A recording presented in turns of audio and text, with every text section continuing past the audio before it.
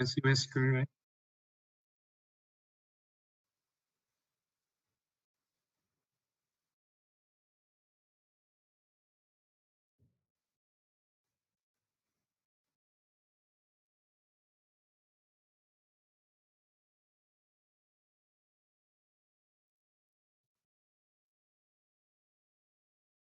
Can see my screen, right?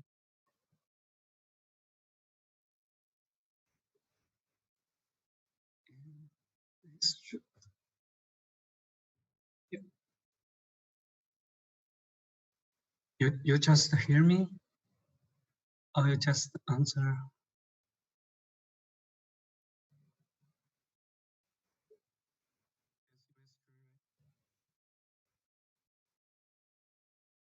Great. Ready to go? Yeah, so in this section, we are going to start our design tutorials. And for today, we are going to talk about the computational analysis and the network generation. And I think you all have already seen this workflow for a lot of times. And here is today where we are. And actually, today we are the topic is about network generation, but the focus will be on how to generate the beam network from the topology optimization, and also we will provide another option called Ether curves. And yeah, and tomorrow we will talk about the beam layout. After that, we will give you another tutorial on the fabrication sequence, and that's the plan. And let's start today's tutorials. And as this is the scale up section, so I'm not going to talk more and repeat more about our design destination. But I want to give a little, a very brief introduction on the structural performance-based design methodology. So this is just several projects did by Hadid architect, and I just want to show you the potential of the structural performance that applied to the design of architecture, of installations, or even 3D printing furnitures. And before we start our structure analyze on Grasshopper, I'm going to give a very brief introduction on the methodology we are going to use. And first, I'm going to say that I'm not an engineer, so what I'm going to talk about is just what I understand of the structure simulation. So there may be something not so correct or so details. And first, the typological optimization is a method that's based on the finite element analysis method. And the general principle is to first we will have a shape, a design input, and we want to get analyze its structural behavior. And the first thing we want to do is try to divide the structure into small elements, and as the element is the finite element, it have a number. I think that means, and just try to analyze every element.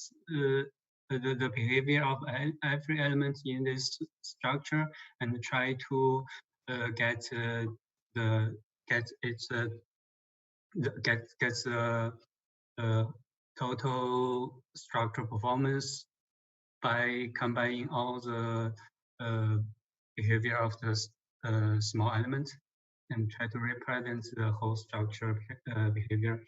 And as architects, what we can read is sometimes is always the pattern we get from the structure analysis. So here, uh,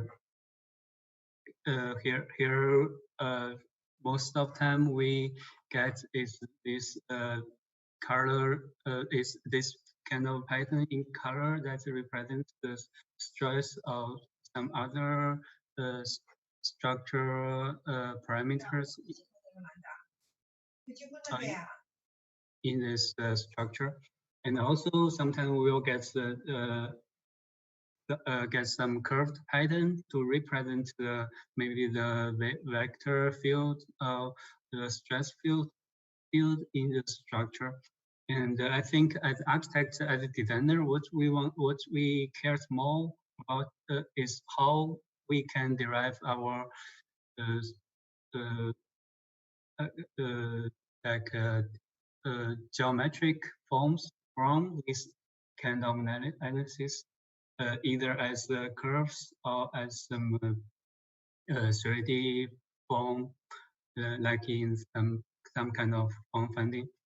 And today we are going to use is topology optimization, as there are several similar optimization types.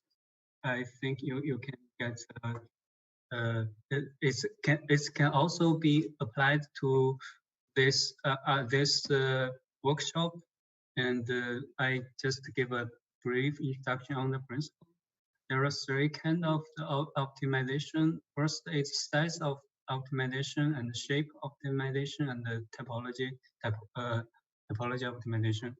And the first and the size and the shape topology is both of them have a predefined geometry. Like first, maybe we have a truss structure like this, and what we want to optimize is just the cross section of the material thickness of this structure. And for the shape optimization, maybe we have a topology like this, and which is predefined. And then what we can do is, what we want to do is just optimize the size of the shape and without change the topology of the structure. And for the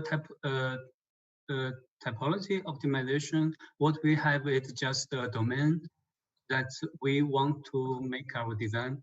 And also we have maybe the same boundary condition, the support and the load as the same as the other conditions. And what we can get and the topology optimization just will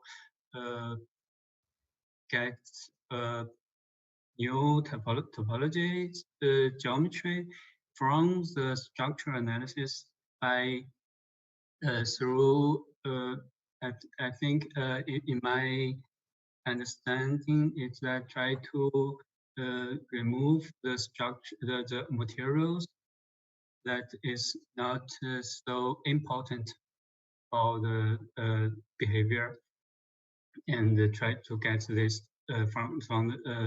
get this new geometry topological geometry from this domain. And what we gonna use for today's tutorial is a plugin called Topos. Is you can find the website here on Tools for Rhino, and it was developed by Archiset. And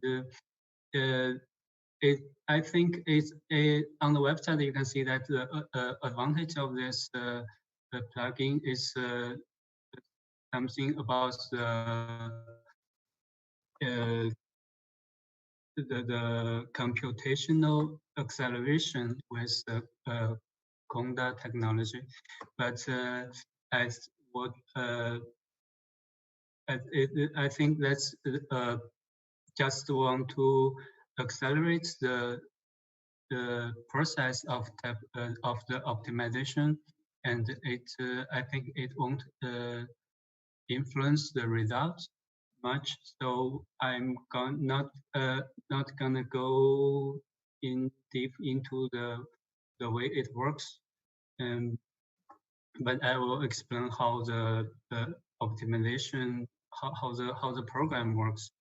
And if you don't have a, a conda this kind of graphic card, so it doesn't matter. It's what it matters is what is influence. It's just the speed that it runs.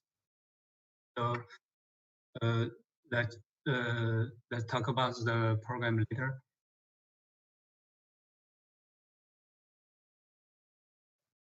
Yeah.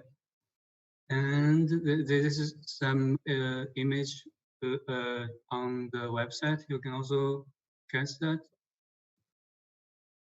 And I think not gonna introduce it much, and we going directly to the Grasshopper program, and I will explain how it works. And I think uh, this plugin is just an option for the topology optimization. And there are other options like Millipede, Amoeba, but what we cares is how to use this kind of plugin to simulate our structure, simulate our design input, and get what we want from the optimization from the result. And it also have its own example on the website, and maybe you can follow its follow this image to get this program and to get better understanding of this plugin. But I'm gonna go directly to the examples.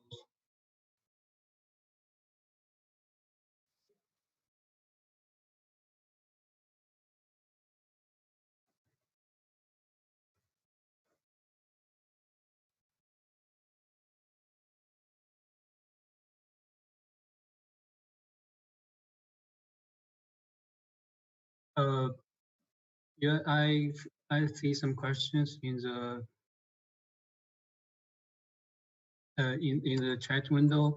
First, the missing Rhino files. No, the Rhino files is we don't need Rhino files. You can open a new Rhino file and just import the Grasshopper file. And the model needed is just initialized in the GH file.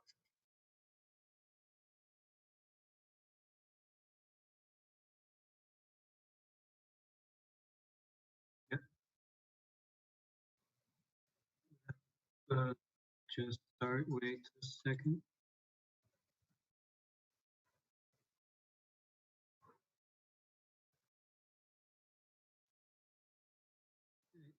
This is the website of the plugin. And when you are downloading the software, you can also get example files here.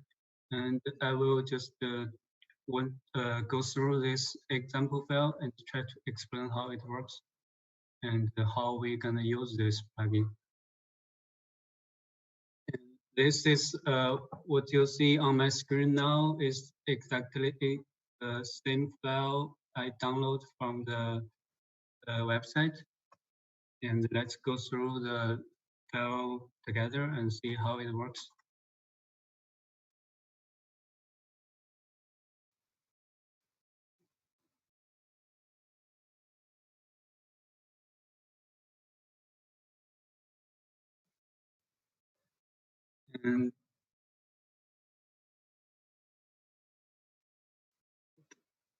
And for for a normal structure simulation, there are several parts that was needs, and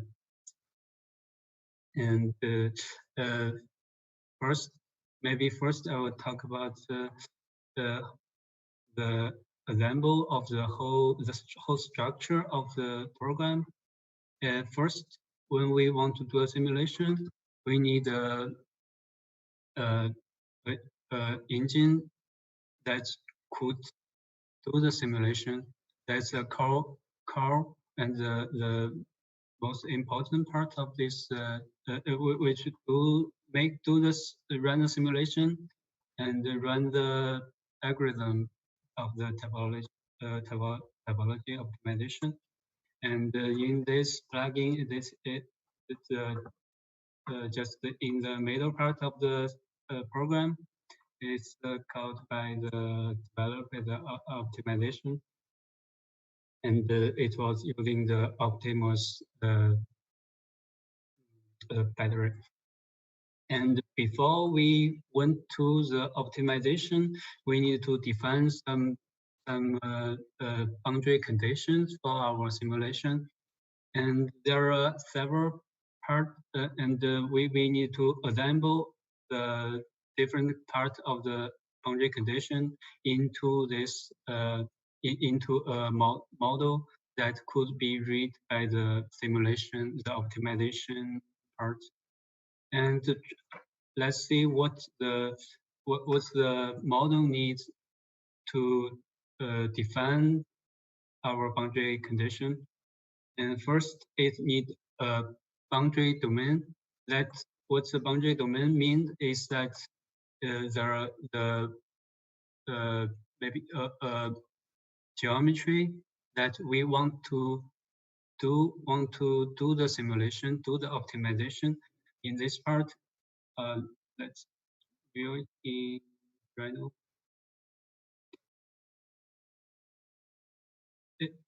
If you open the Topos of example, you can go to the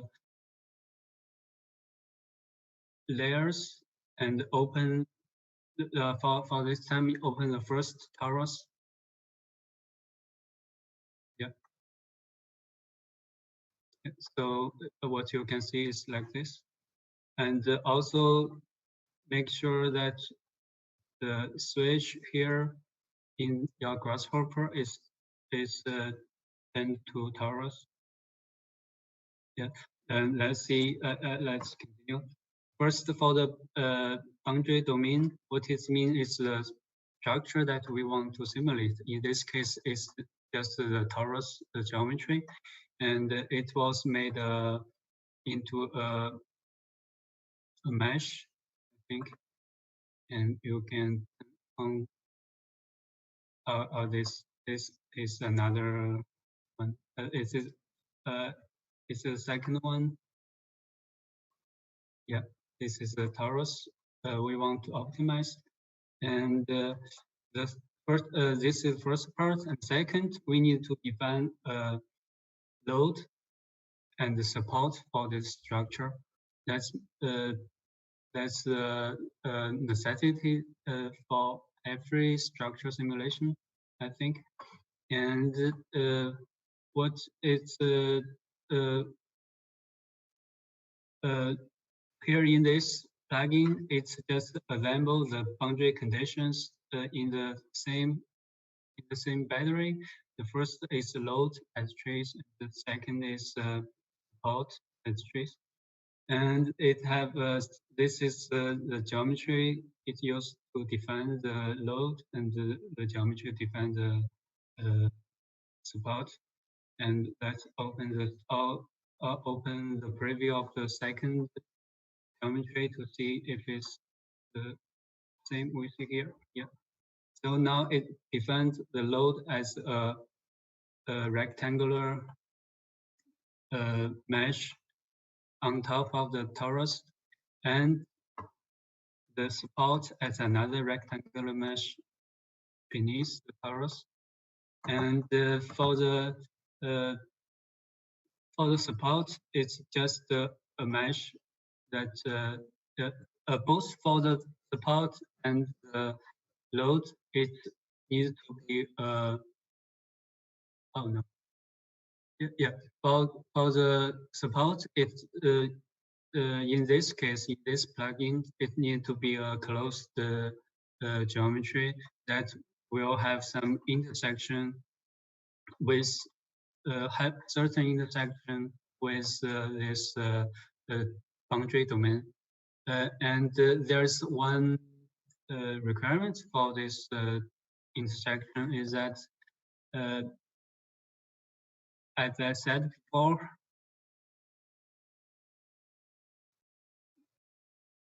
in the simulation, the geometry will be divided into the small element. And what is required is that the intersection part of the support should contain some of the element that generate from the division of this subdivision of this geometry. At least one element should be contained in this support part.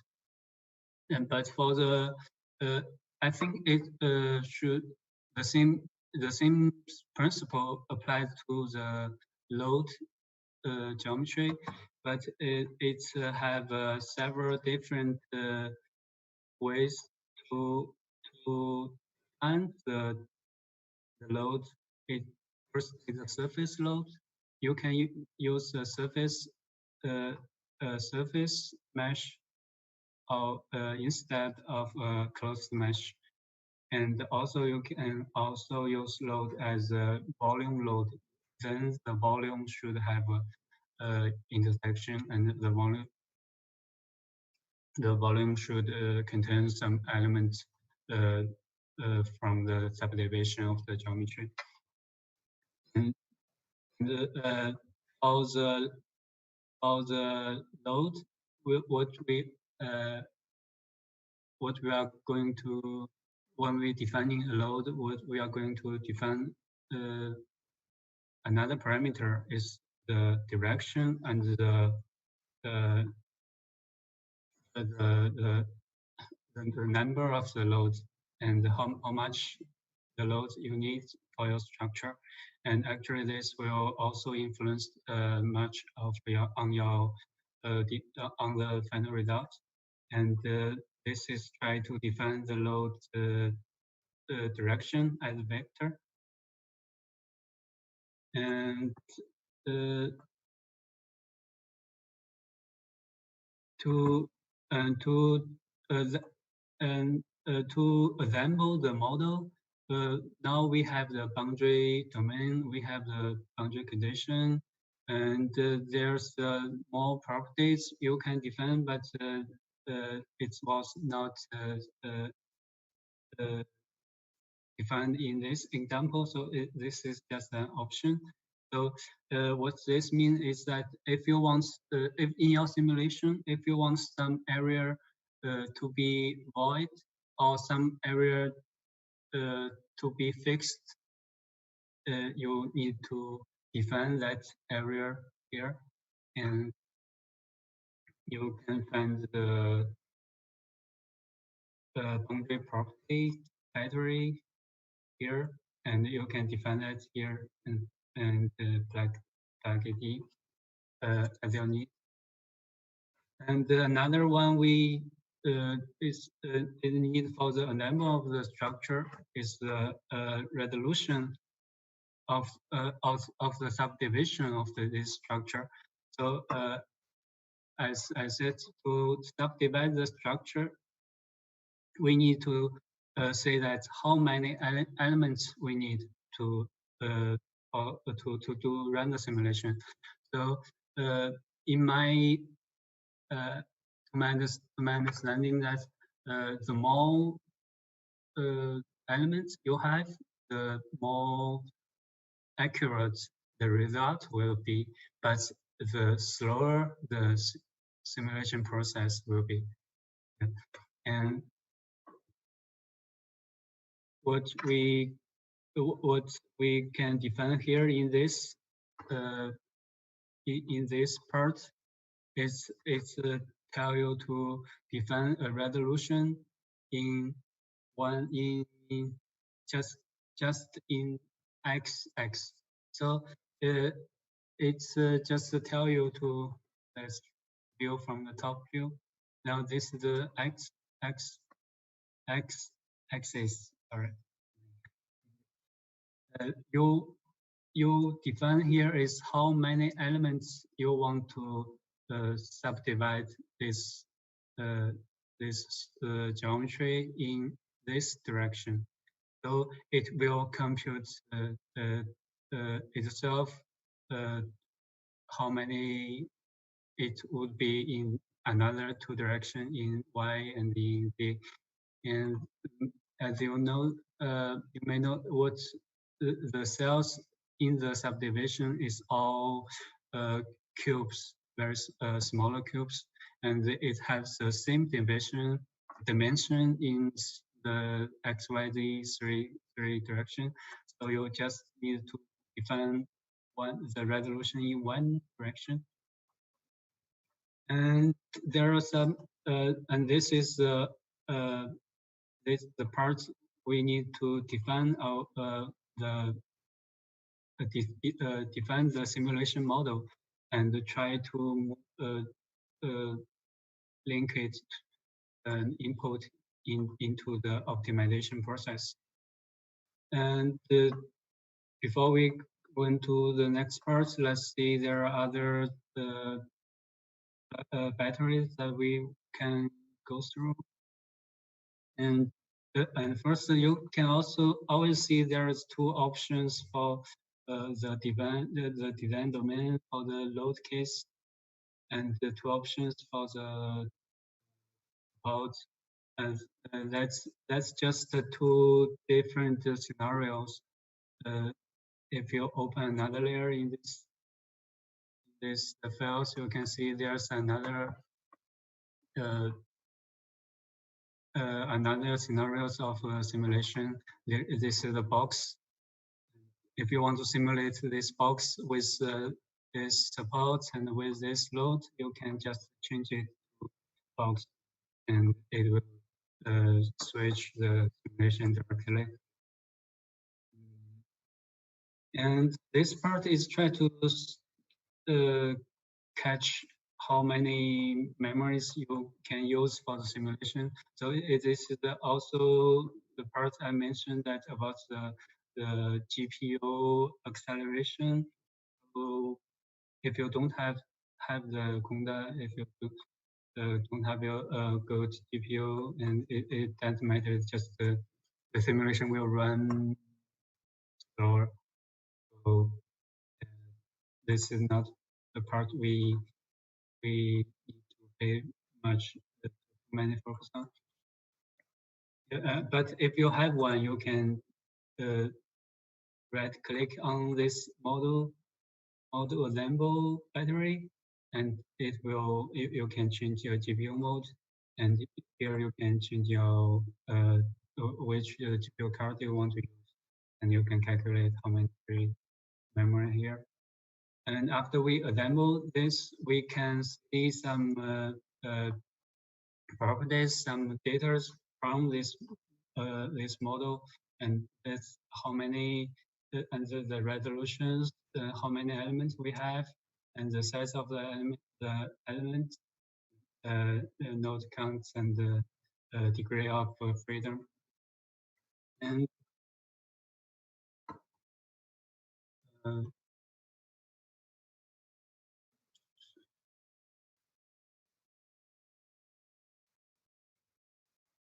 sorry, I'm trying to look at the chat window, see if there are some questions.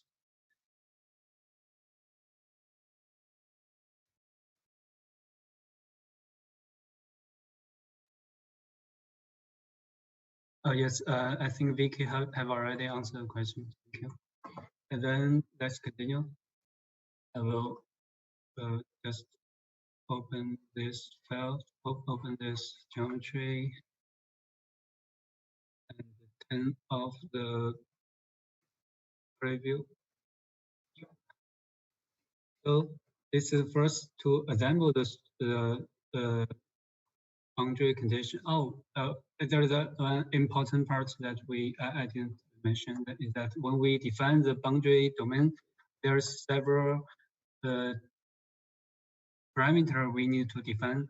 This the first one is the target density, which is mean that after the uh, simulation, how many volume we want to keep from it's a ratio of the volume of the input geometry, and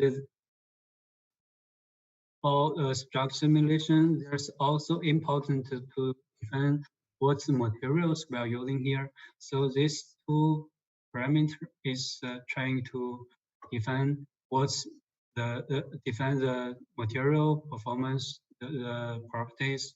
One is the Young, it's called the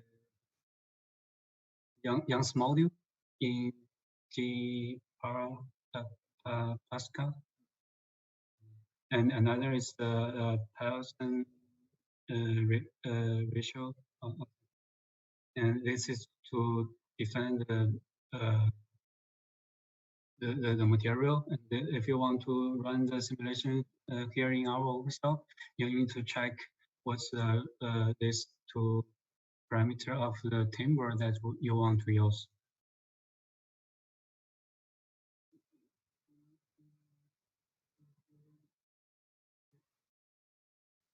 Yes. So now we have the model ready and we can run the simulation. To run the simulation, there are,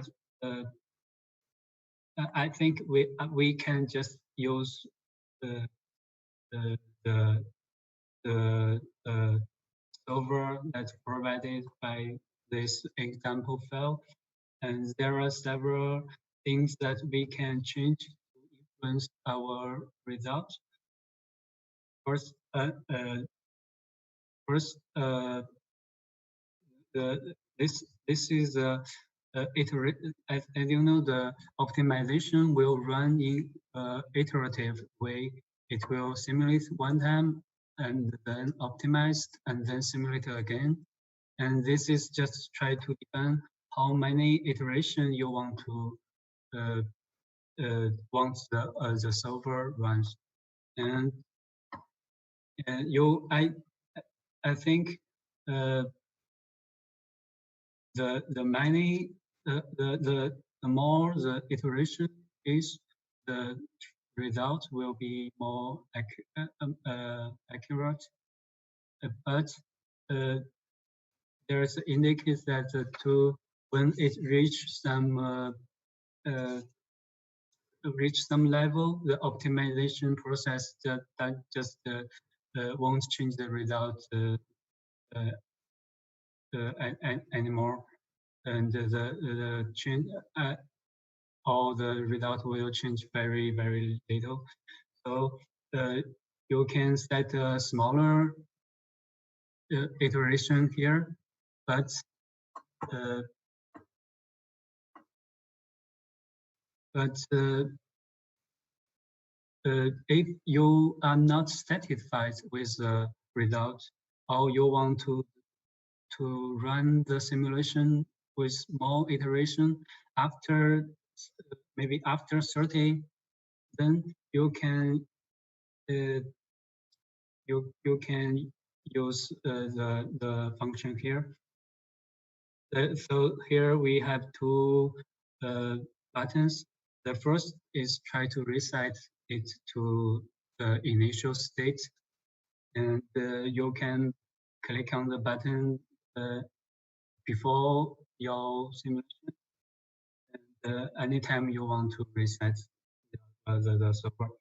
But if you turn this run to true, it will just start the simulation, and you can see how many iterations it is here. It will change from 0 to the iteration you define here.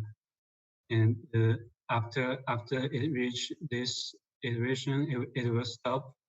And but And when it stops the run input, this input will change to false again.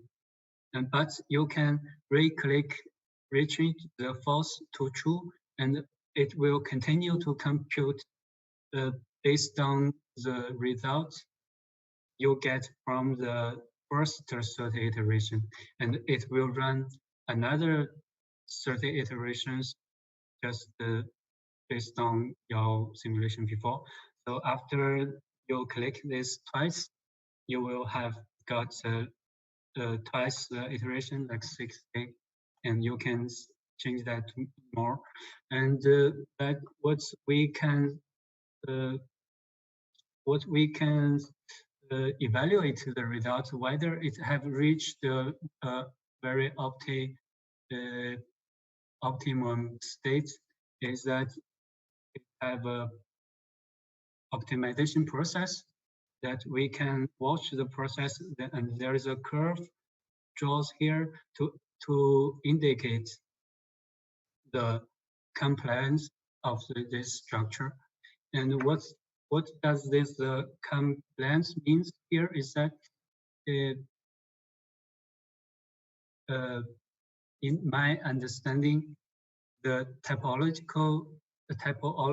optimization is trying to minimize the compliance of the structure.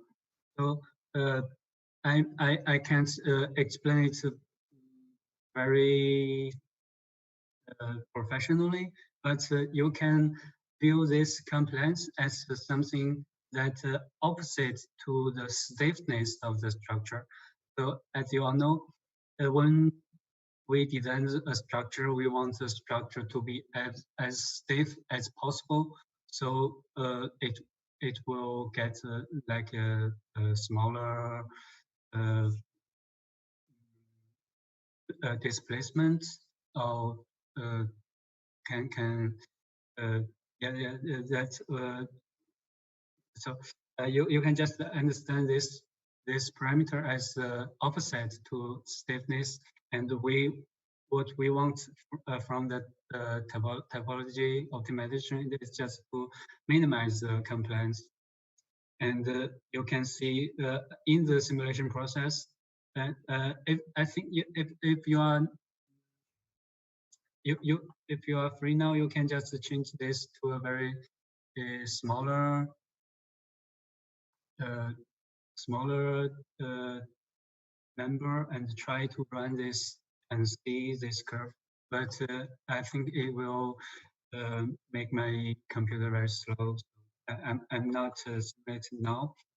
You can try it yourself. Just click on this run button.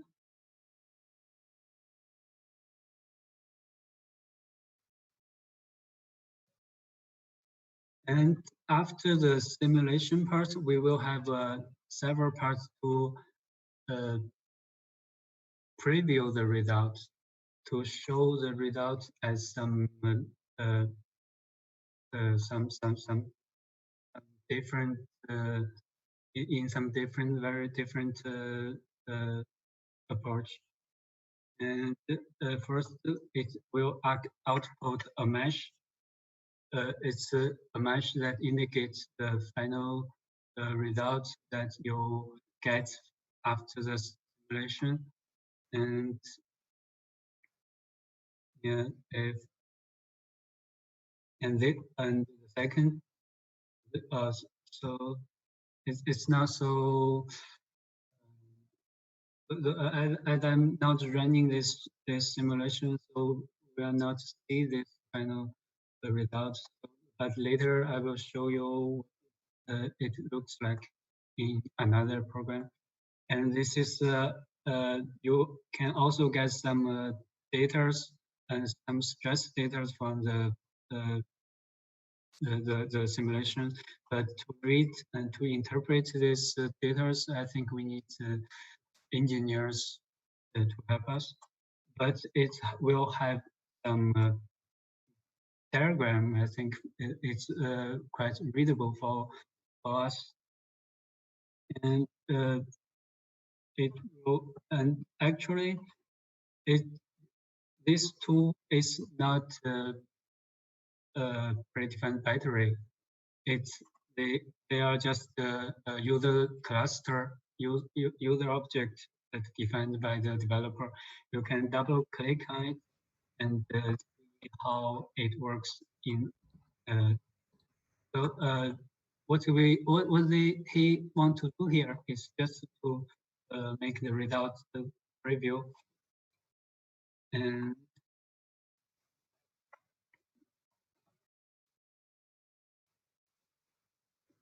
also this one.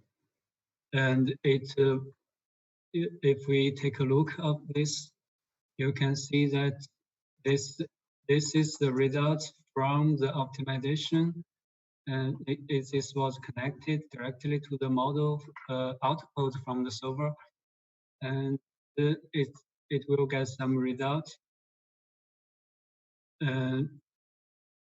It just try to preview three kind of the results in this in battery. The location is the first is the location. It's used to preview all the three output. The first is the density. In my understanding is that after your simulation, you will get the density of the elements. I mean, the density will not change in our. It's quite.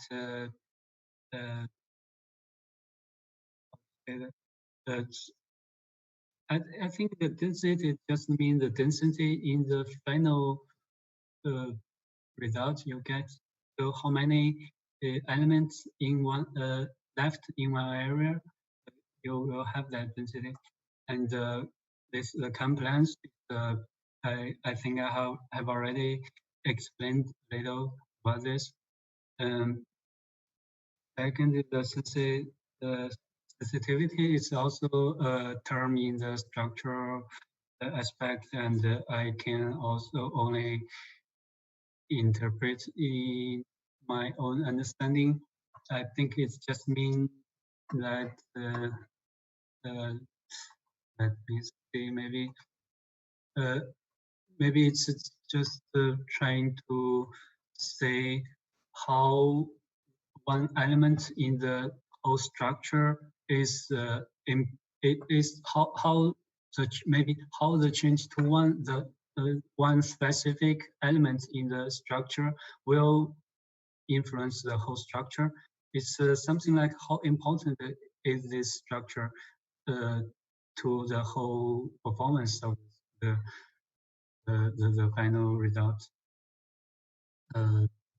Just what is trying to say is trying to show the significant parameter or element in the whole structure, and say how important it is. But if we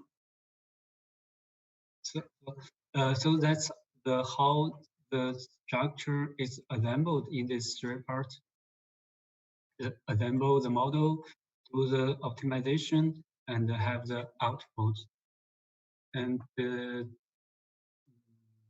yeah, maybe you can try it yourself, and I'm not going to simulate it in here. But in the folder, you can find another. Okay.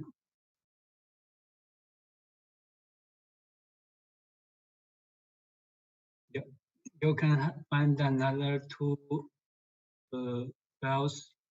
One is called network generation, Topos example network generation. This is just a program that have no input and without simulation. But you will see another one, which is called after simulation. This is actually this is pretty much the same file to the one that without the after simulation. It's just I put some input here, and I have the results already in the files. So let's leave the example provided by the developer and try to see what we want to do with this program and what we want to get and how we can get our beam network from this structure of the optimization.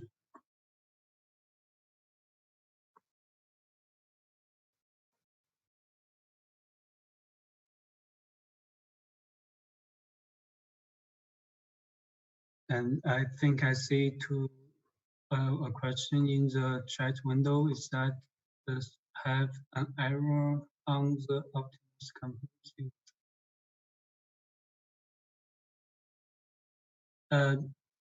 What's the file that you are opening? Maybe we can come back to this question later and try to see how it is. Yeah. So this part is pretty much the same way that was provided by the developer of the Topaz plugin. So how do we? So I make some modification so we can use it more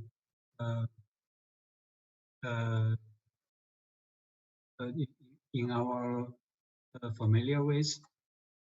So this is the part that you could build this part as provided and predefined, and we need some input for this optimization process. Let's try to find where our structure is. Let's first turn off all the preview.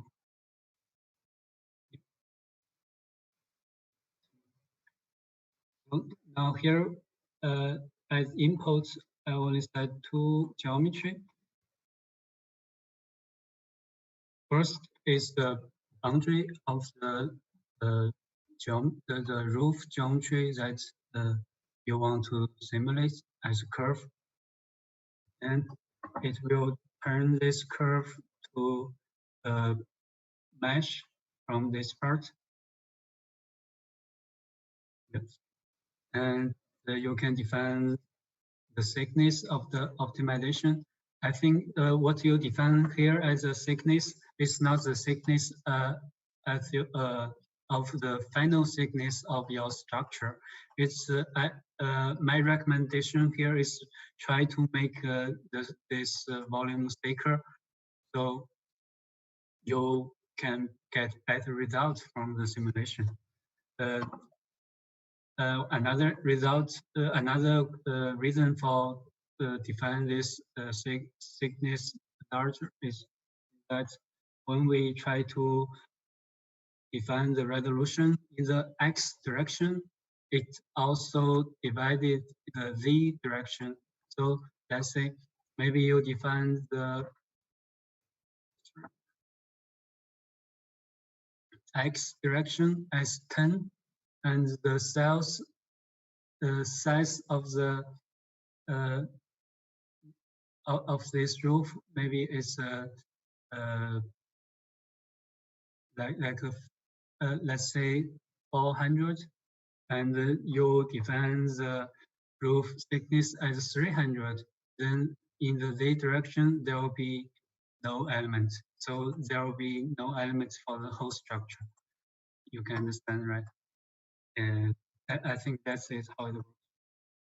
And yes, the first input is just a curve, and the second input is the support, also as curve, and it will also try to transform this column curve into a mesh. And also my recommendation is try to make the radius of your column larger. So the intersection part of the roof and the column will contain some elements there. So, so this radius doesn't represent the final radius of your structure. It's just to try to contain some elements to as support in the simulation to make the simulation process run properly. And in the middle part, I didn't define a geometry, didn't import a geometry as the load, but I managed to turn this curve as a load as a surface here,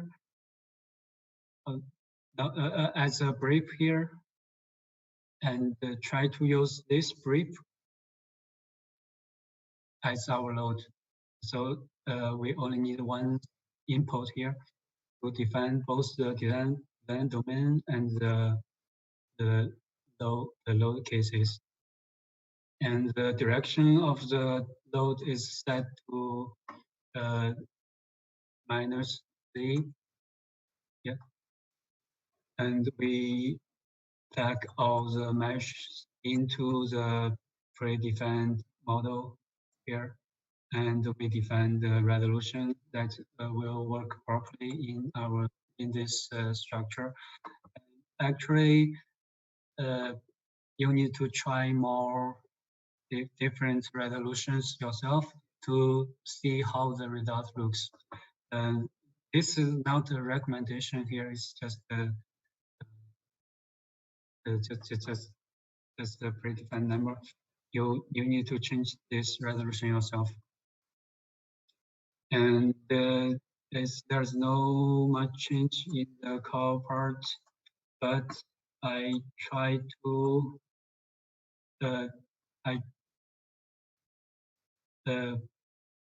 so after we do the simulation, maybe several times, more than 40, maybe 40 is all right, but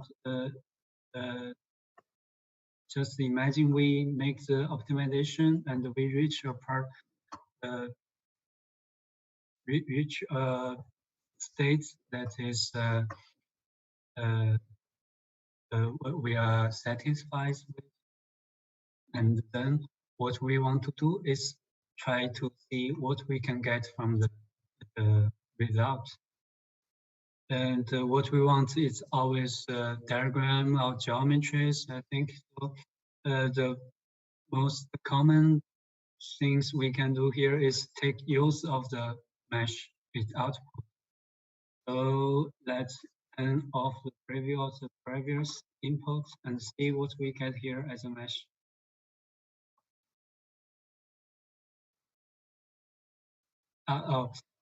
So before that, I will have a reminder for you.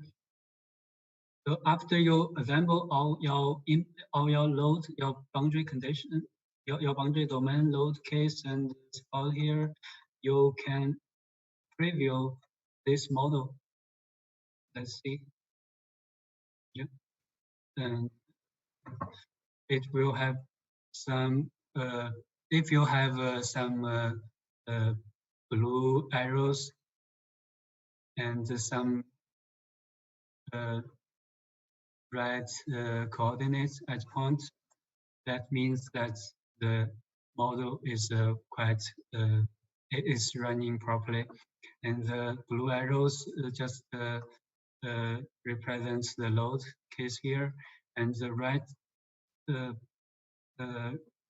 point here is the port. It's where the intersection between the columns and the roof.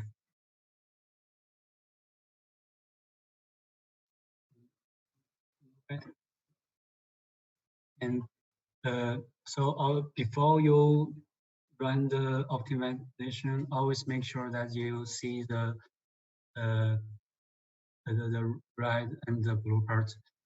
And if there's no right point at maybe one column you define, so you need to change the columns to make sure that you have that at every column.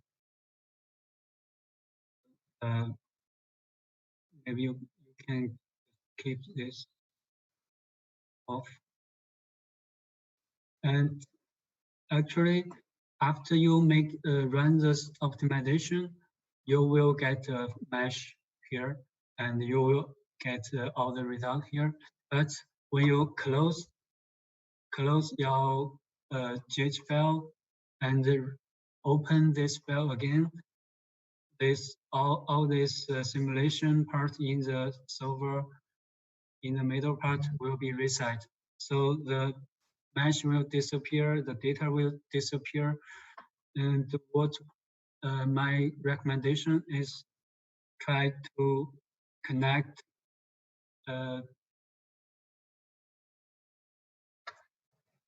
mesh here, as you can see here, I connect the mesh here and right-click internalize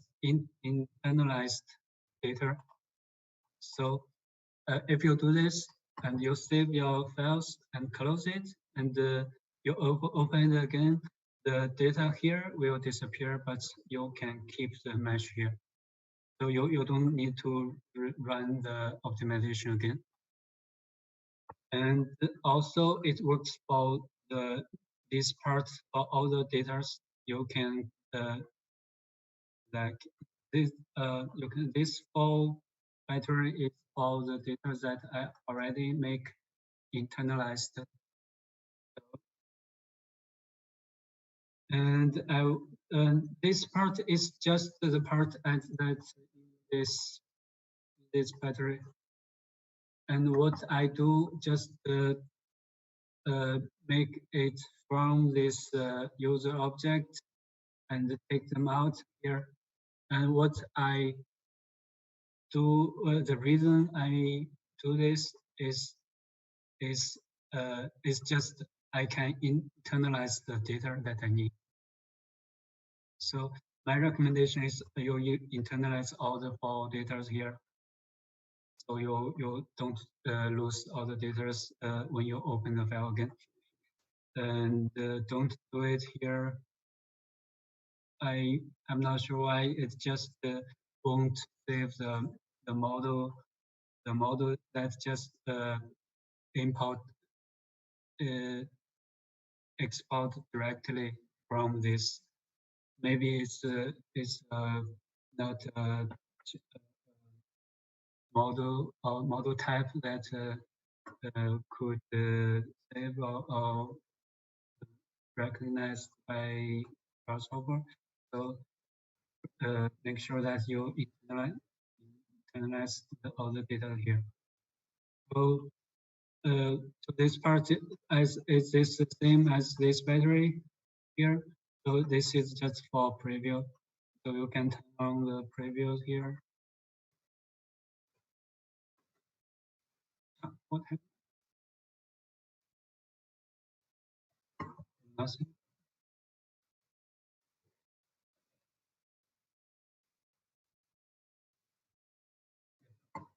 Ah.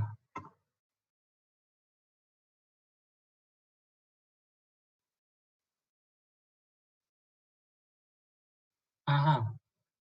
Oh, sorry. I just saved the wrong data here. So this data is not the same with the mesh that we internalize here. But you can also see what we can get from the diagram. So the three diagram here is the first in the black and white patterns, color patterns. These are all the preview diagram of these three parameter: density, compliance, and sensitivity. but in my mind, they have the similar patterns, just in different colors. So you can try to change the uh, it's called ISO threshold. You can change this and try to see the most important part that could be preserved in the structure. Let's try to see what will influence. So you can see some materials with no, so try when we change this slider, what we can get is the more clearer pattern of the final optimization. And, maybe that in my mind, does this mean that the preserved points are more important here in this structure? So if you can see that in this diagram just shows this, there's a roof here, boundary roof here. It doesn't show that, but you can imagine, right?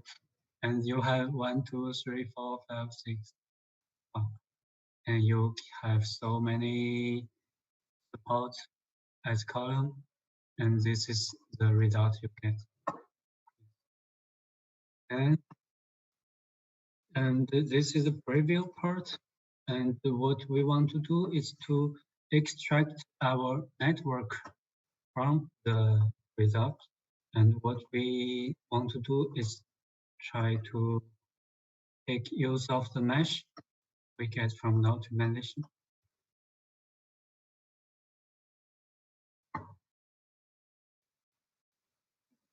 So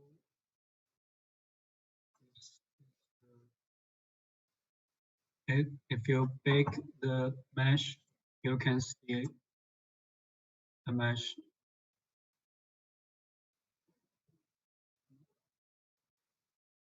Yeah, you can see that this software just optimize the mesh for us. It's just change the thickness of the mesh, or maybe just remove some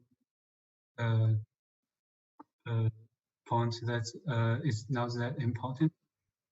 And but you can see it's pretty much like what we want for our plate and the column structure. But yeah, for the slab and column. So what we want to do is try to extract the patterns of the of this part and make them the beam elements that we want to build with our mobile robot platform. So here is a program that we provide to you, and its function is just to open, just try to get isocurves of the pattern and then extract the center lines from the isocurves, and after that do some optimization of the center lines so you can get better result.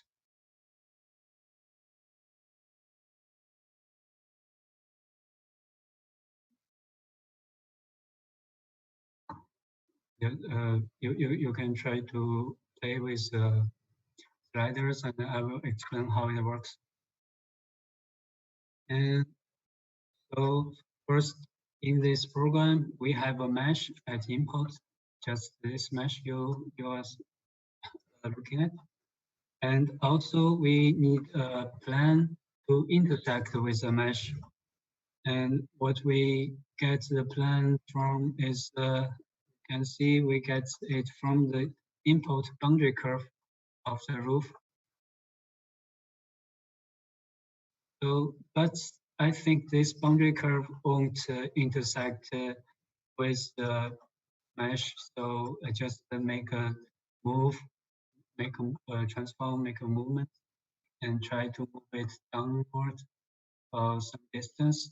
Actually, you can change this slider to get a better intersection, get a better ISO curves. You can see the ISO curves in the second output that you get. Yeah. And after that, what we do is try to first make a little optimization of the curve we get. And here we do is try to divide the curve with the resolution here. I think the resolution just means how many segments. No, it means how long the segment you want in the ISO curves. So you can change that. And after the optimization, there are also some after that we get the ISO curves, and what we want to do is to get the center lines from the from the ISO curve we get. And what we do here is you can see we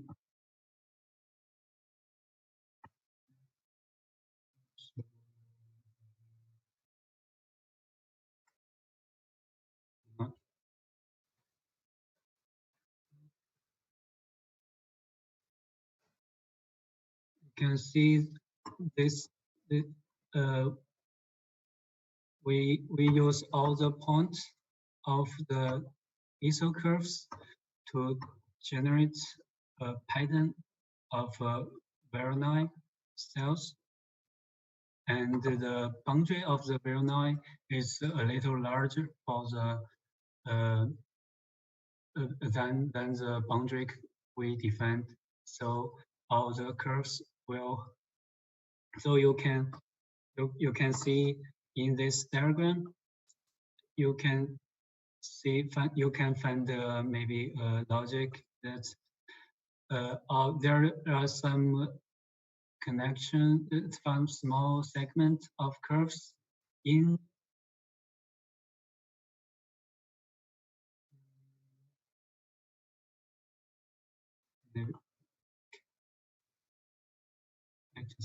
like this small segment here inside of the boundary of the ISO curves. And other parts of the Voronoi cell, other lines, they are either intersect with the ISO curves or either they're outside of the ISO curves. So what we do here is just select all the curves that is totally inside the ISO curve from the Voronoi. Yeah, from the Voronoi pattern, you can see where we get it from. And so this is the way we get the center line here. And the final thing we did to get a better center line is to make some optimization of the result we get. So you can see there are some very small segments. What we did here, we set the tolerance of the length of the final lines. So small segments will be deleted, and the parts that connection to the small segments will be connected together. And so the last parameter is to define the length tolerance, and the previous one is to define the tolerance of the ether curve segment. Yeah. And after that, what we get is more like this. Yes, so you can see you just get a straight line here instead of many of small segments. So this this is pretty much what we can get from the topology optimization, and let's make one back and do it and make a conclusion here. So first we get two curves as input, and we send them to the solver to the optimization process, and then we get a mesh, and also we get some patterns as diagram indicates the structure performance, and from the mesh here we made a C# code to extract ISO curves and center lines and make some optimization here. So that's what we do here in the network generation. So after you did all this process, you can get a pattern here. So we can use this as our input for our next stage. Yeah, so the network will generate, and we can use that for our next stage to use the curves to generate the beam layout that could be fabricated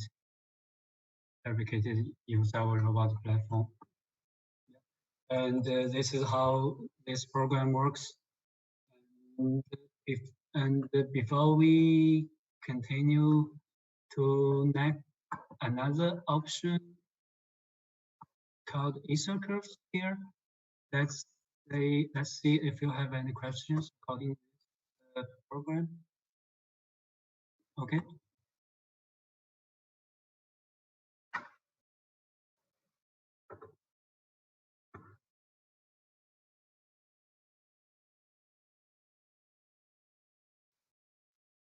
Any questions?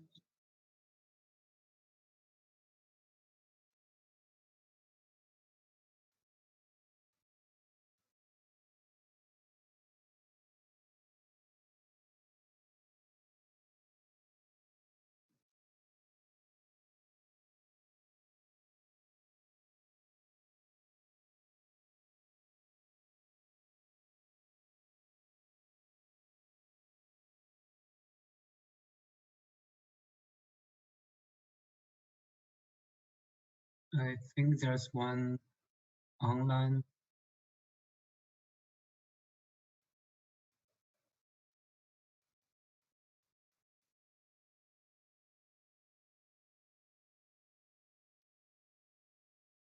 It's the last mesh tree we have now from the simulation result as a proposal of the beam's location and the dimension of the mesh we post first.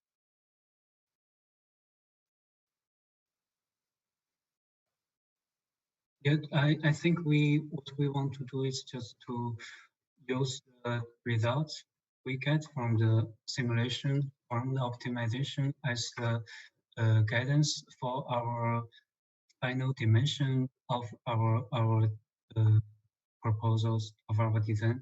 So we can use the mesh that output from the solver to generate our beam patterns, then generate our beam, and finally optimize the height of our beams. I think if I understand your question right. And we have some the chat window.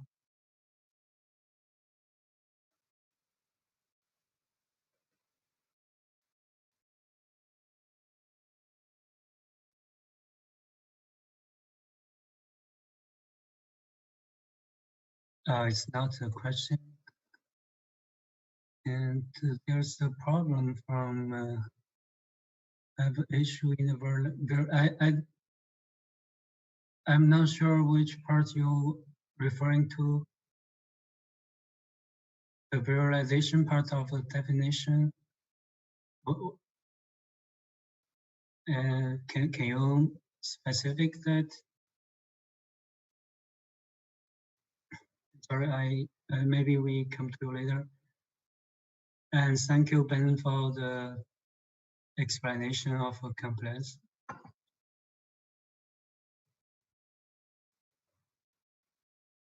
So if there's no more questions for now, let's move on to next options.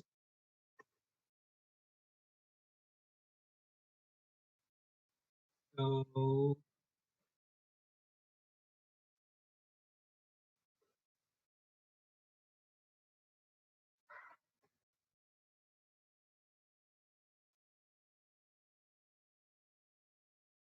okay, this option is not that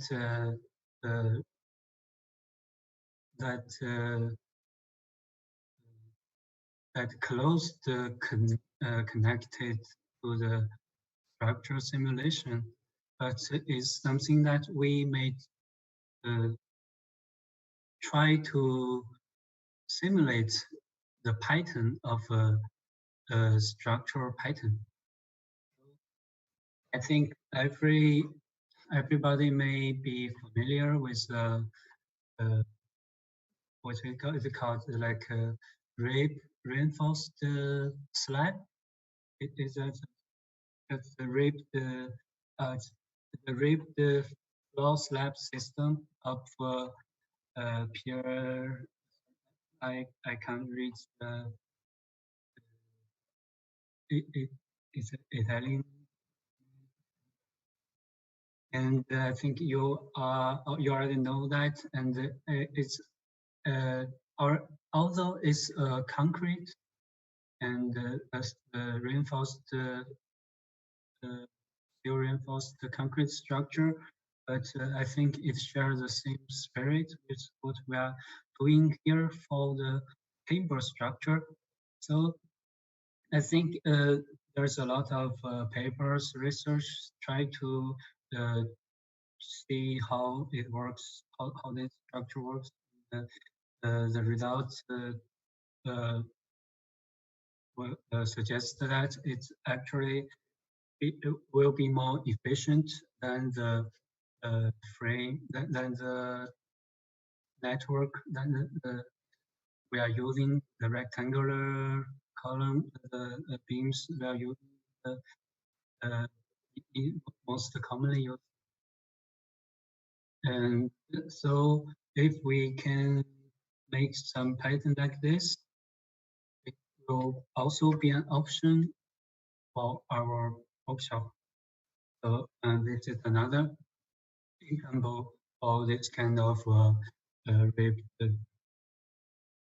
reinforced ceiling, and it's use more fluid pattern, but in a similar ways.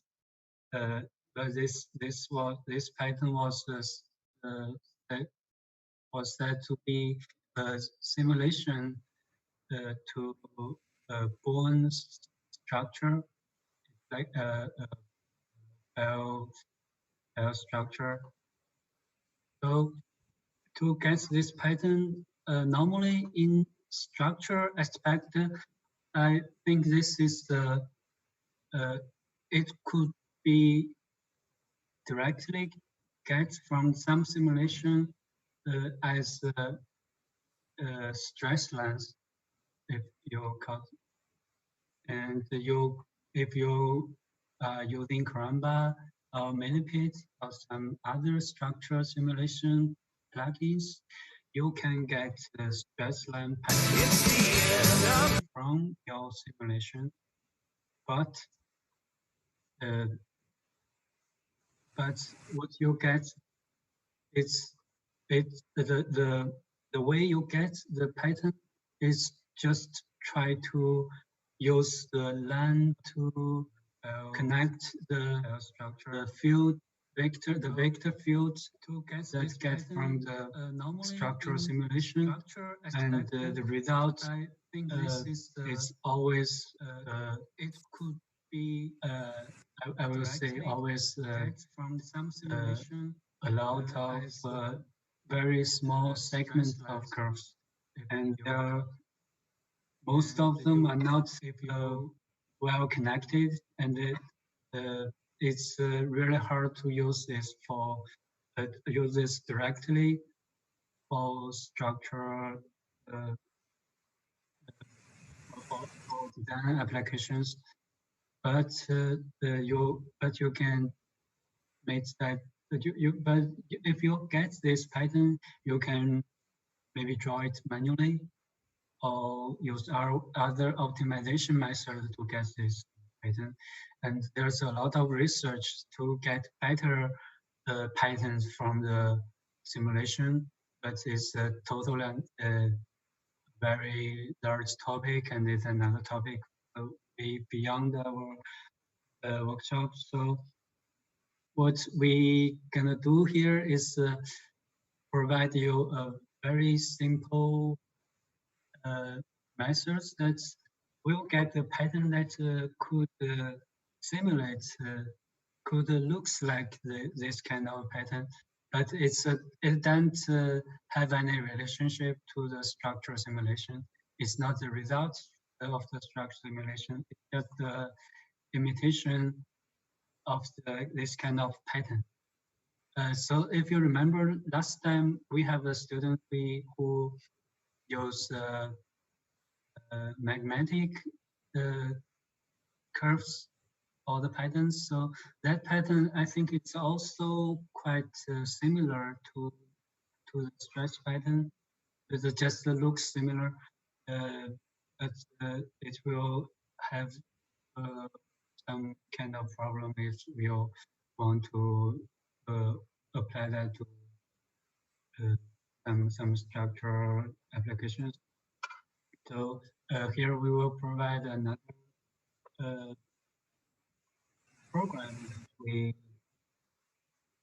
wrote for you for this workshop, so you can get your own patterns like the Easter curves.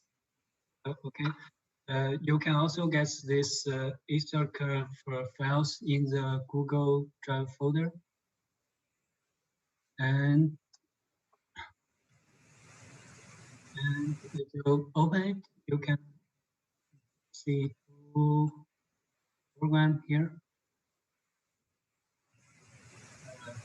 Just let me know if you are following. So these two programs share the same part of the second battery, and this I will group them. Part and maybe like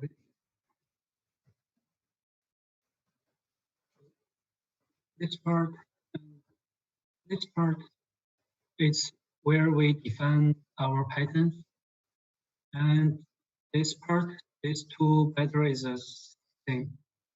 They are the same. They're all C# scripts. Yeah. They're trying to morph the pattern you define here to your boundaries design, design boundary you define. So let's first see how it works. So for the first program, we have two inputs. First is maybe move the curves first. First we will have a curve. We have a predefined one, yes. And we have a input curve, and we have several points. And this curve is the same that we import to our last program is the roof, the boundary of your roof.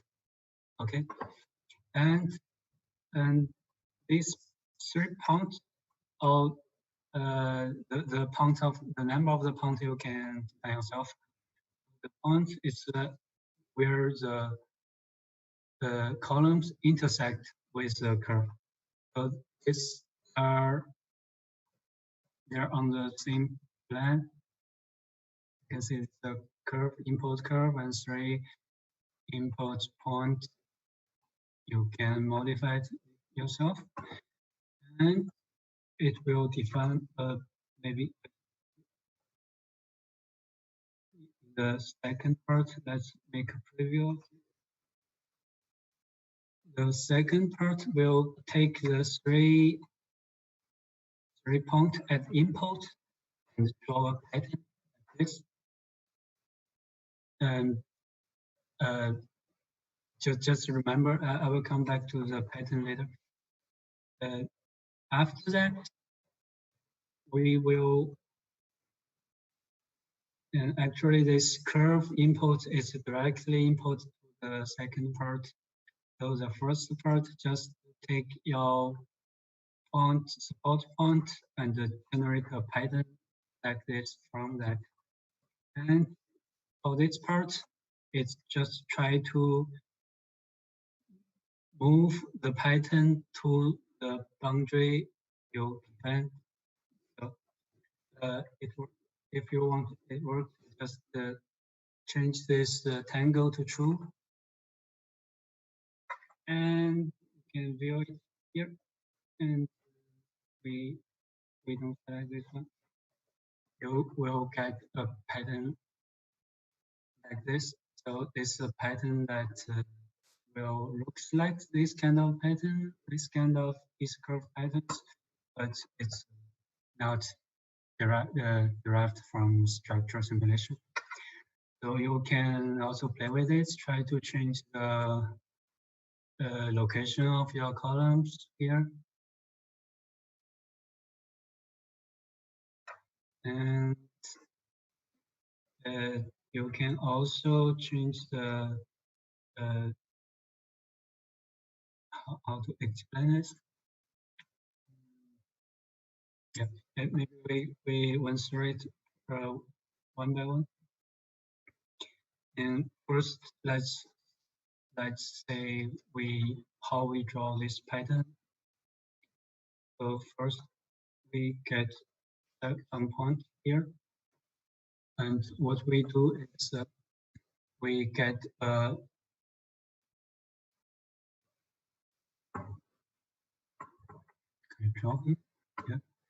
we get the spot, and we will get a rectangle, like a boundary rectangle. You can, if you know there are boundary box, and this boundary is similar to the bounding box, the bounding rectangle, to that it is a little larger than the point that you define, and you will have the subdivision of the areas according to the location of the point you define, and it will draw this kind of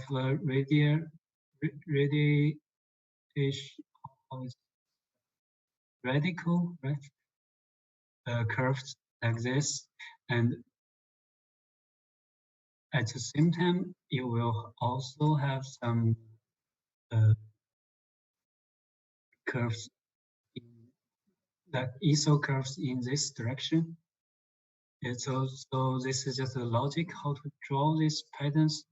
So after that, so you can see this kind of curves in this direction. It will directly connect the point together if you connect these two points together. And this kind of curves is just the curves we get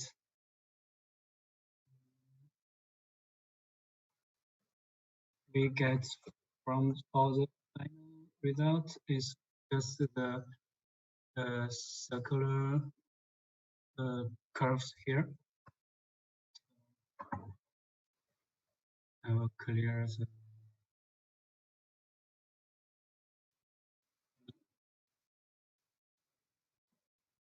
yeah.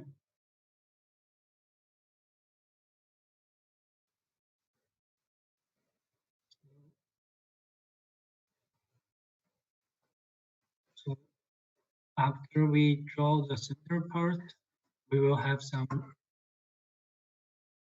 extension part from the rect.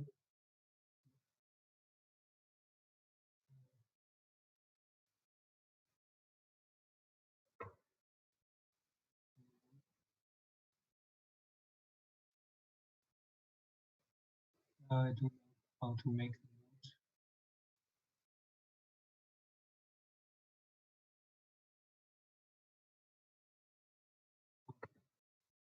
Yeah.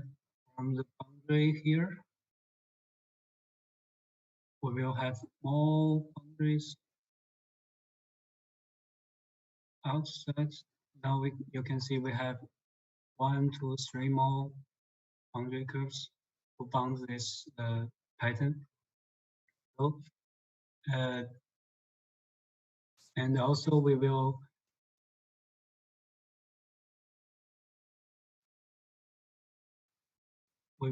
extend all our curves, maybe here, radical curves that is intersect with the boundary.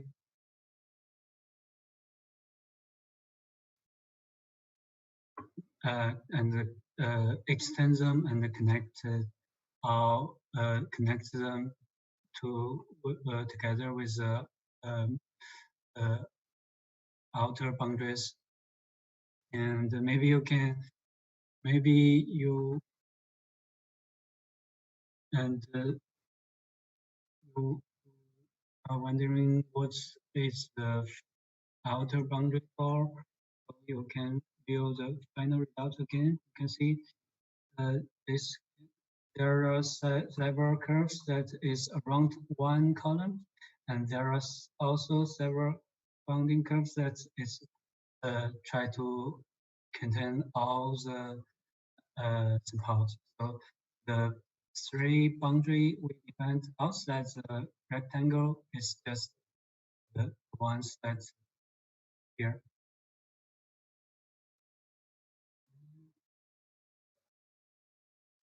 Yeah, so that's the way we draw this pattern. So if you see some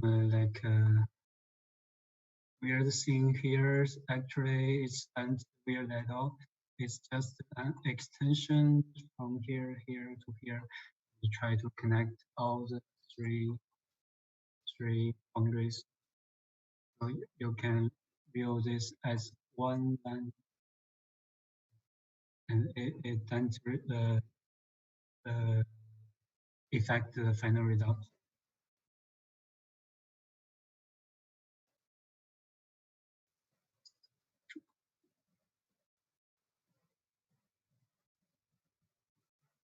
And for the second part, so once we have the pattern like this, and we have a boundary like this, how we can make the isocurve patterns like the final result here. So what we do here is we provide a algorithm called the dynamic relaxation algorithm. And what it do is first you can see you need to select some boundary point. It will select itself from the program, the pattern we get.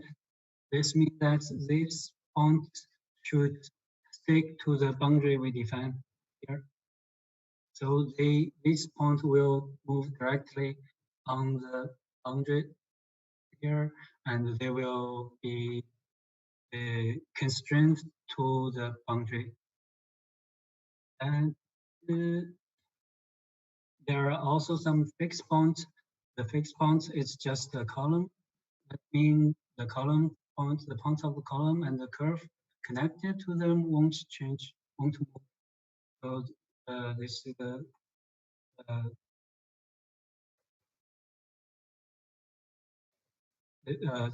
the fixed point. We have a boundary point, and we have an impulse boundary, and the pattern that we draw in the previous pattern. So it's try to do is try to move the boundary point here on the boundary curve and put and iteratively move all the points in this patterns to inside the this curve, and it will use a way that called dynamic relaxation, and I will explain how the dynamic relaxation works. And okay, you can see my screen. So you can imagine that we have a network, maybe part. You can view this as part of our patterns, and now we want to. Oh, sorry, view this one as a black point.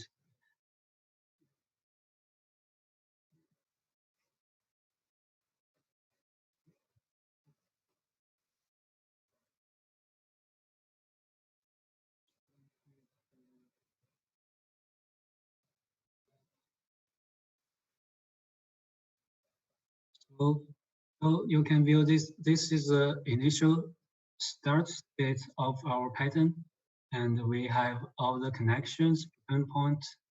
And first, we select one point and see how we do the iteratively movement for one point. First, we will find all the connections, all the points that is connected to this selected point, point A, we call it point A, and others we call it the neighbor point. And what we want to do is we find all, all the points that is connected to this point A, and then we calculate the center point of all the neighbor points. So the blue point is in Grasshopper. You can just add all the points together and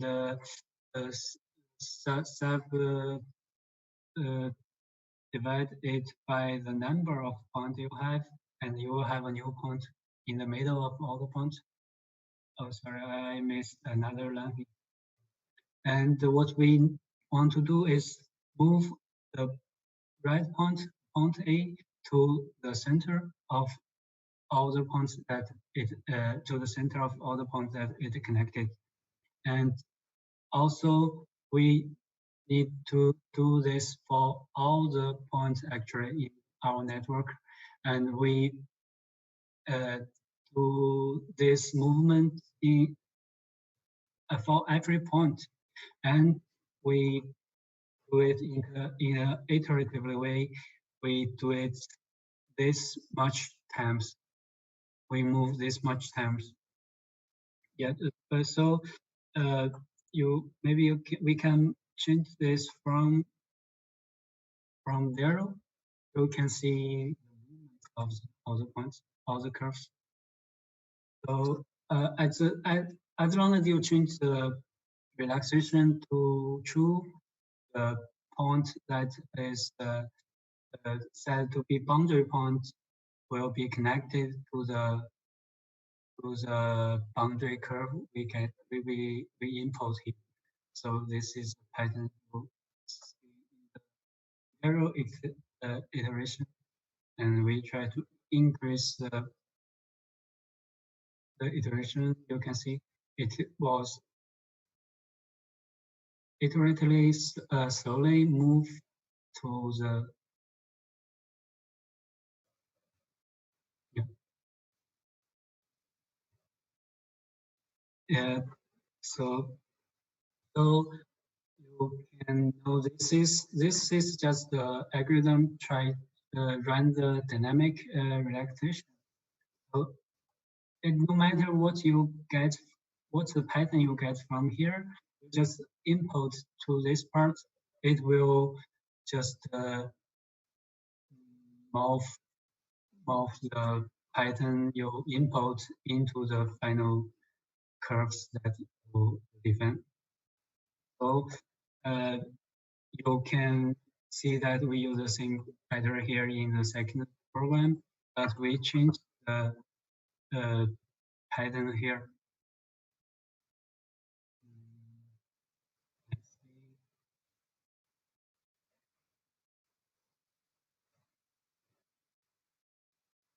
Okay, here we have 4 points, and what we do is more simpler here.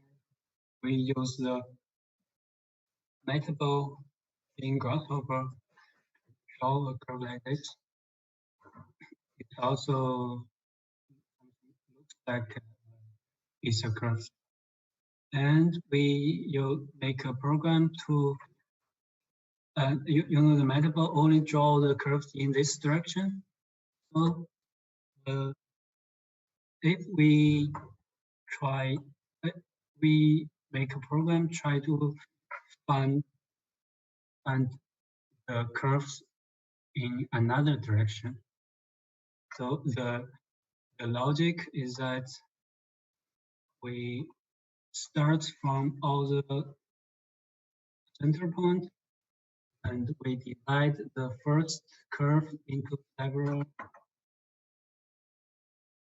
maybe into several, into several parts, and we connect them, and then we try to find the closest point on the next circle, and then next closest, and also for the other curves. And in this way, you will get all the curves in this direction. Only build. So here it will just repeat multiple dots and get another direction here. And it also managed to, now you can see this is a span curves. So try to change, also change this to a polyline. And we need to use the polyline, the segment of the polyline as input for our dynamic relaxation program. So now it's false. Now we turn this, maybe we turn this iteration to 0 and we turn this to true and see what happens. Now first it will just change the bound, change all the boundary points we define here. A boundary point here. Yeah. Move them all on the new boundary, and it will iteratively move to the final state. Yeah, and this is pretty much how this program works. And I think you can work with the Python we provide here. And also you can create your own Python, try to use the dynamic relaxation algorithm to find your own Python here. Yeah, maybe we can try other options. Yeah, and maybe it will. You need to play with the program, play with the sliders yourself, and maybe you can get better results. Well, here maybe there's no connection.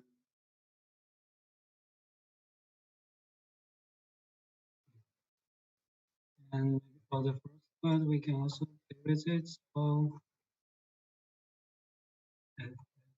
points. Lot of points. It also works, and you can see there are some places that a lot of curve segments. This is just a draw. It's geometrically, it's not curves from the structural simulation. So if you want to optimize that, you need to change these parameters in the first pattern drawing. Let's move this. You can see what this influence. First, the segment length. Can we increase the segment length? So we can see that the segment length maybe is just the we are draw it again. As I explained, we have a rectangle. We have divided area. Now we have more points. So maybe for only this point, we have this area. This segment length, maybe it if I remember it correctly, it means the length on the boundary of this area.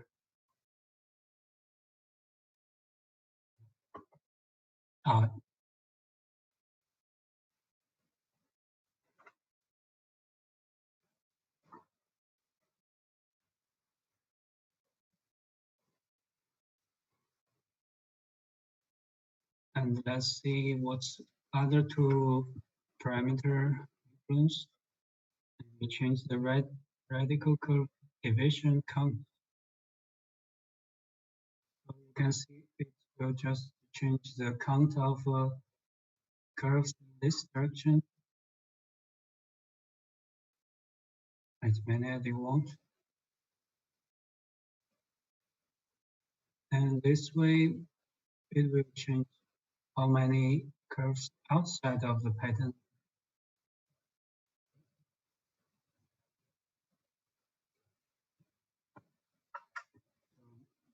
This way, maybe you need to increase the iteration more properly. Yeah, try to play with it.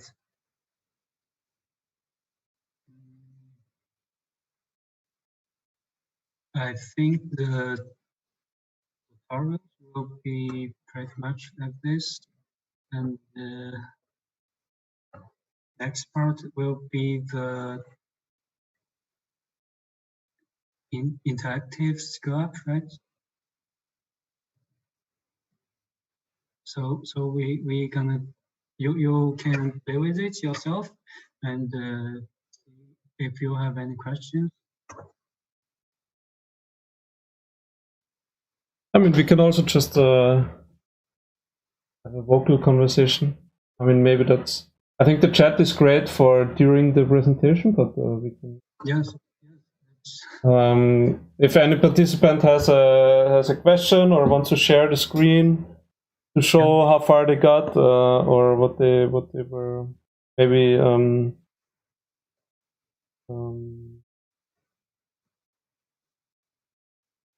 there is any point where they would have specific questions on, then now's the time. I guess we have an hour to run through.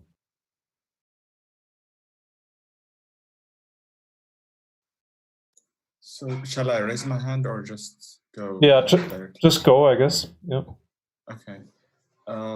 Actually, there was two questions. The first one, screen sharing is not working.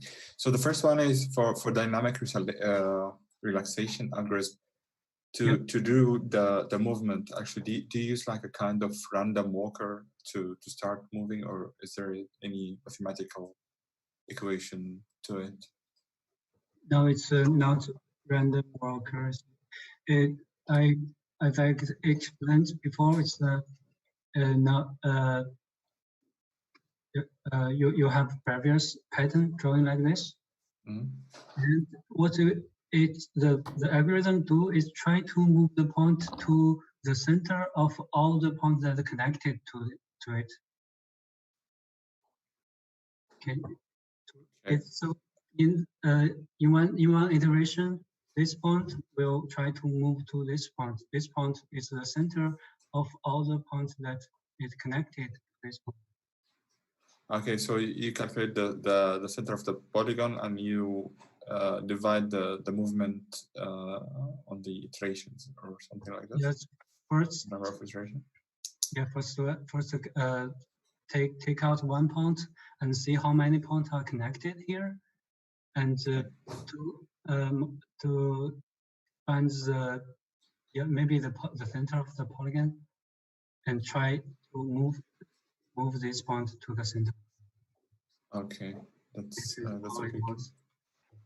Okay, thanks. And the second question was regarding the meetable algorithm. You said you divide the curves from the center. You start with the small one to draw the curves on the the other direction. One. Yeah, exactly. So you start with division. So you divide the first, the smallest, let's say, circle. Yes, I define the okay. Defines the resolution of how many segments. Then the total number of points would be reflected on the outer curve, right? What? The boundary. I mean, the total number of divisions. Let's say you have four circles. Here in this case, you have 5, and then you have 18 division, right? Yeah.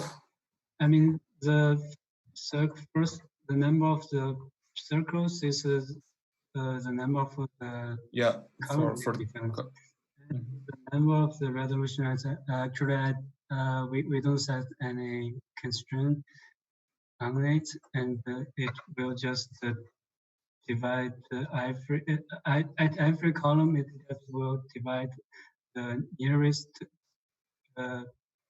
circle into this resolution, this number, and try to find the way from the center to the boundary. And absolutely, this will influence the density of the final pattern.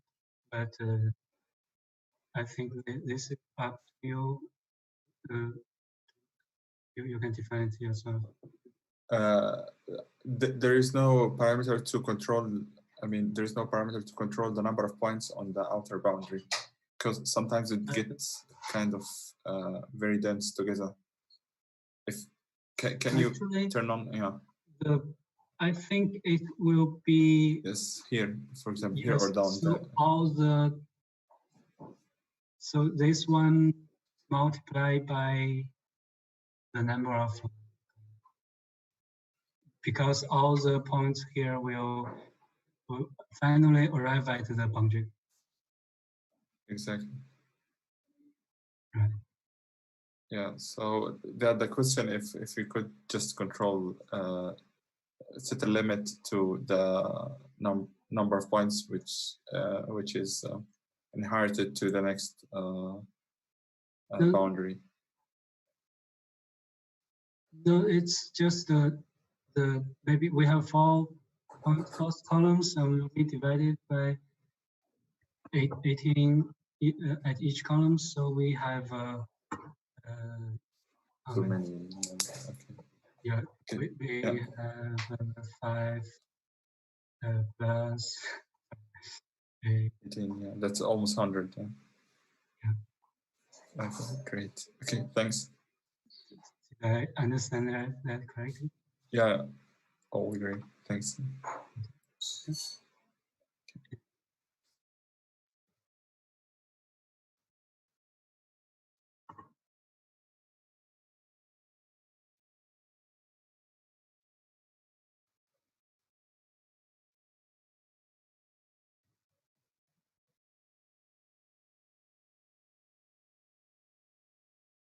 Any more problem or question?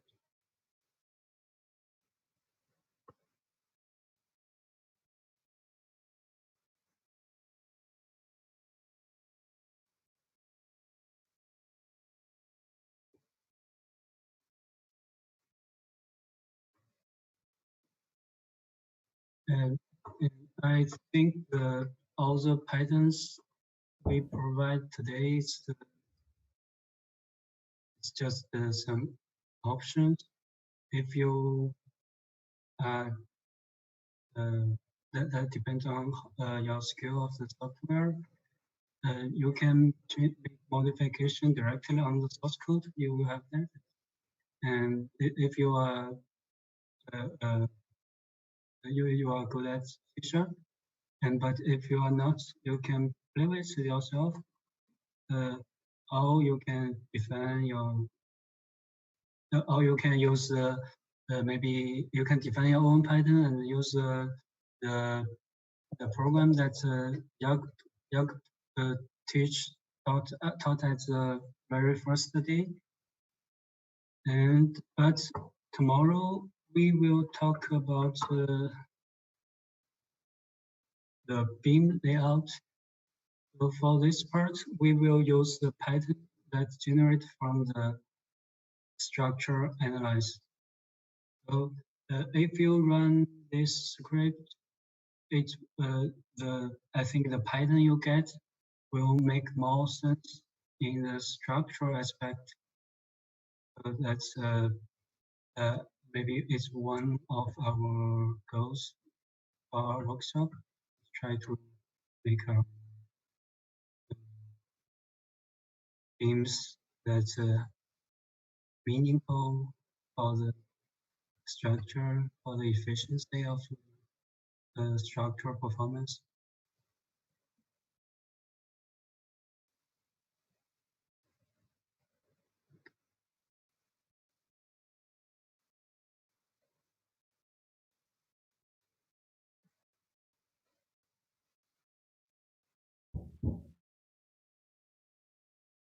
I guess we can also just quickly talk about the question from Ali Reza. Are you here, Ali Reza? Where is He posted in the chat already some time ago about like whether it would make sense to also kind of optimize the position of the columns, right? Oh yes. You have already have an answer. Yeah, I said that yeah, of course the position can be optimized, right? I'm not sure how much you would want to go into detail with it, but I think definitely that's an option, right? I don't know. Should we run through a circle packing sample? I mean, that would be kind of ad hoc. I didn't prepare a circle packing. Either. But I guess you can also find like very simple examples online. yes, but I could think of some examples to optimize the column position in structural simulation, but it's need another plugin called Grasshopper. And actually, you can find the example files in the website of Grasshopper 3D. Let me find that.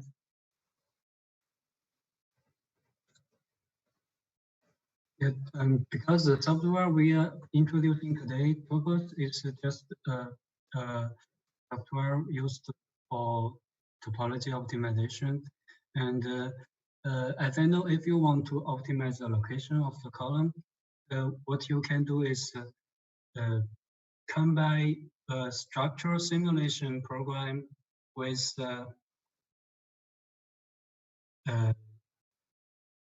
how it's called, with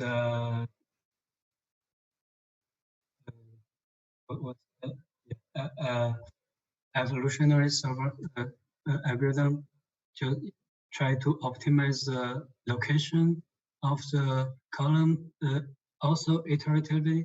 So each time the program will move the location of the column each iteration and simulate the structure again and try to get the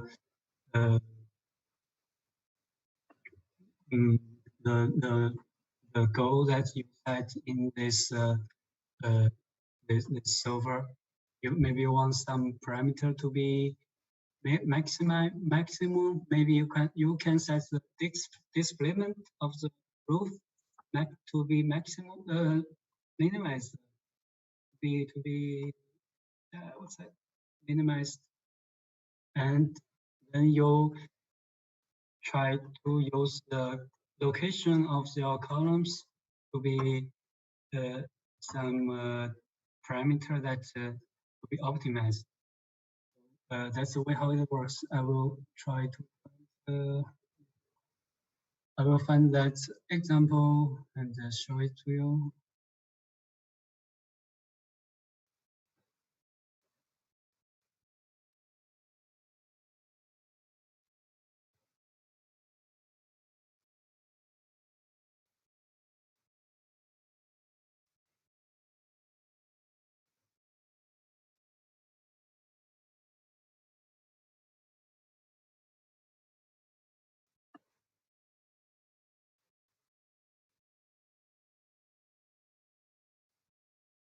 Yep, here it is. If you're a user of Chromebook, you can go to this website. There's an example called optimization of column position.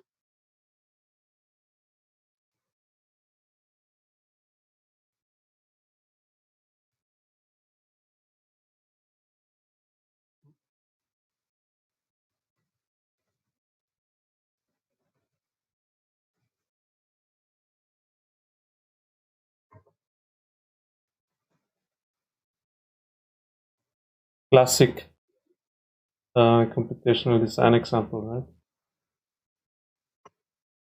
right? Yeah, we want your things.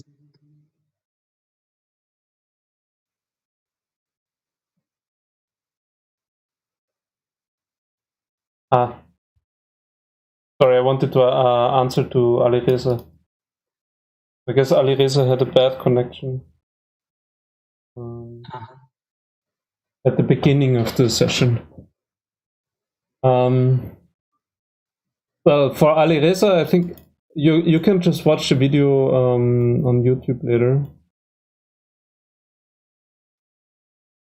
But I guess, yeah, I'm not sure if we can optimize the columns also with topos, right? I don't think so.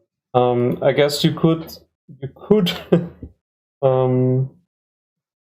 give a bigger resolution space to the topos optimization and also include like the whole space below the slab, right? But that would end up also with like very fancy or uncanny kind of columns, probably going in all different directions.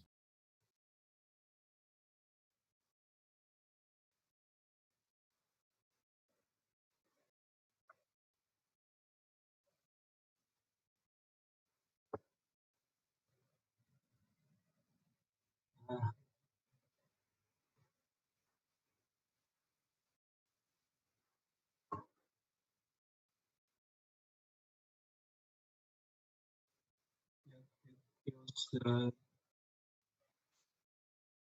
single objective optimization. I can't resist. Galapagos? Yes. Thank you.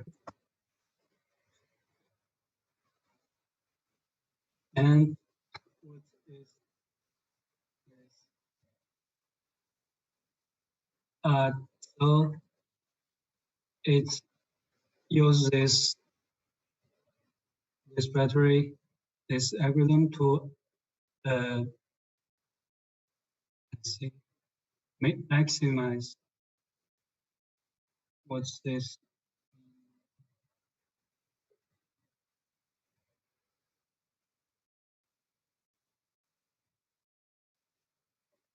It's try to maximize.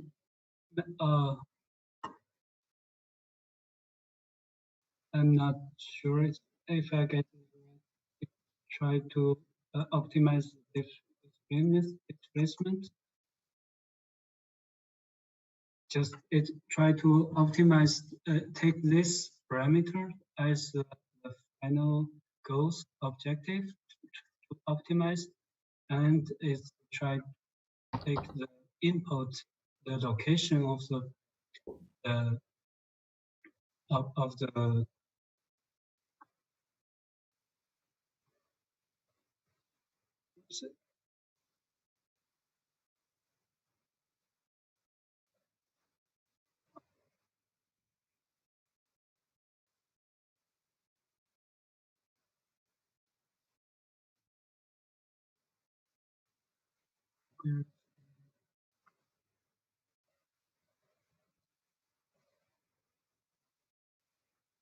so it's this is some parameter will influence the final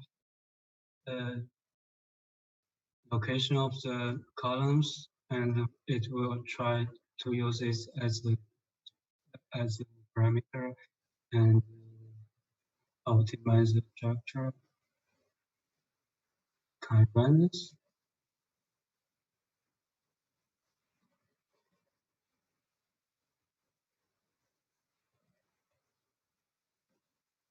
Maybe it's some batteries plugin is missing, but this is just the principle.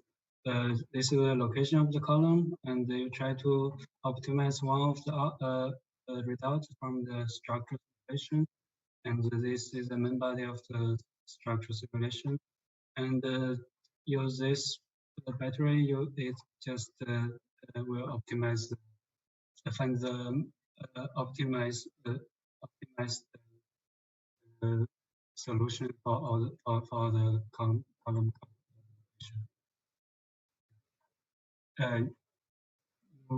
You can go to the website and try to work with it, but we don't introduce this software as this is not a free software, right?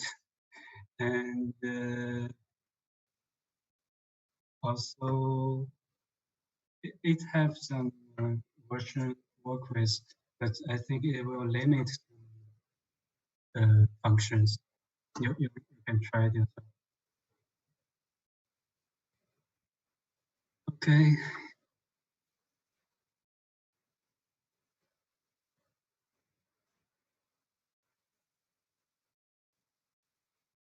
Good. Any other questions?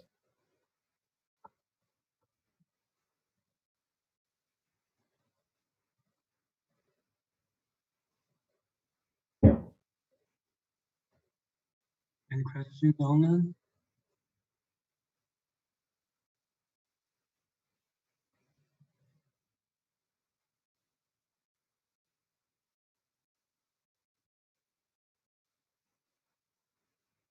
Scrum work according to structural code.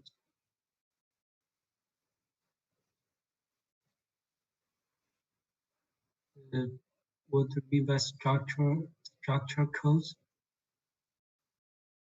Well, I guess the national building codes, but yeah, I guess the answer is not really. Because the codes will depend on each. They're going to be different from nation to nation. Yeah. As far as I know, or really the later stage structural engineering parameters. most suitable.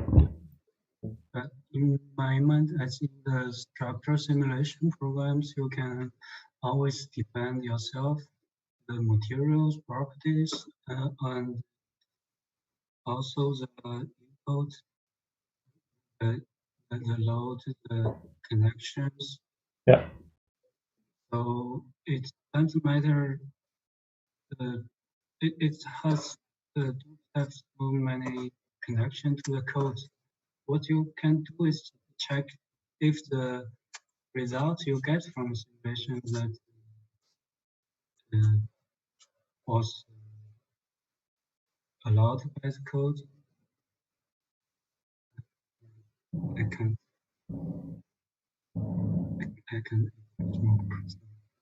Yeah, but I think the point of Karamba is really just to have an early design stage structural feedback, right, of the principles that the structure is gonna work with, and then I think for really making the structural design at a later stage, and really I can only stress again that both Verchai and me are not structural engineers, but in our understanding, there is like way more powerful softwares that then have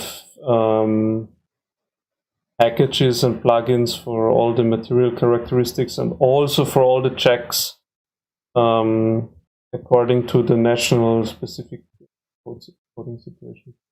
So I think here that's really not the point that Karamba tries to solve, right? It's also not the point that we're trying to solve in this work. I can add a bit on that from my perspective. Sure.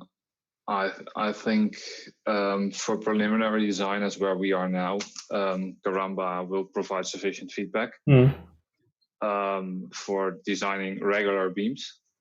From a structural perspective, when I look at the patterns composed out of the different slats, there will be way different failure mechanisms. So it's even the question if you can predict the capacity of such beams. Yeah. So I think it will give us a good estimate, as in which segments which beams have a larger bending moment. So they will need a bigger cross section. So they will need more slats. But I think that's roughly as far as it will go. In this stage. I think so too.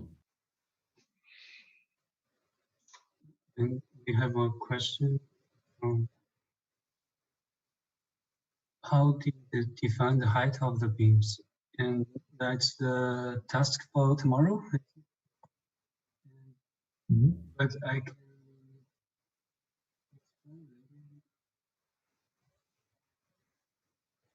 you can see we internalize all the data, right? And we have our patterns. And what we're gonna do next is to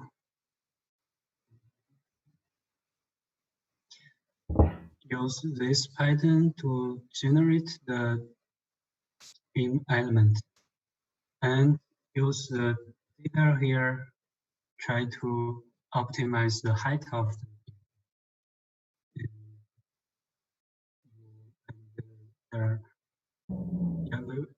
We will talk about this in detail tomorrow, but that's pretty much how it works.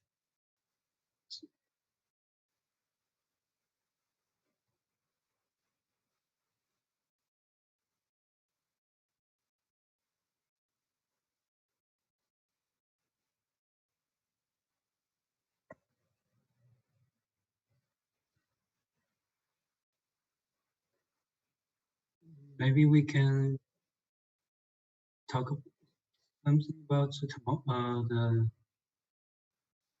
thing you to submit tomorrow.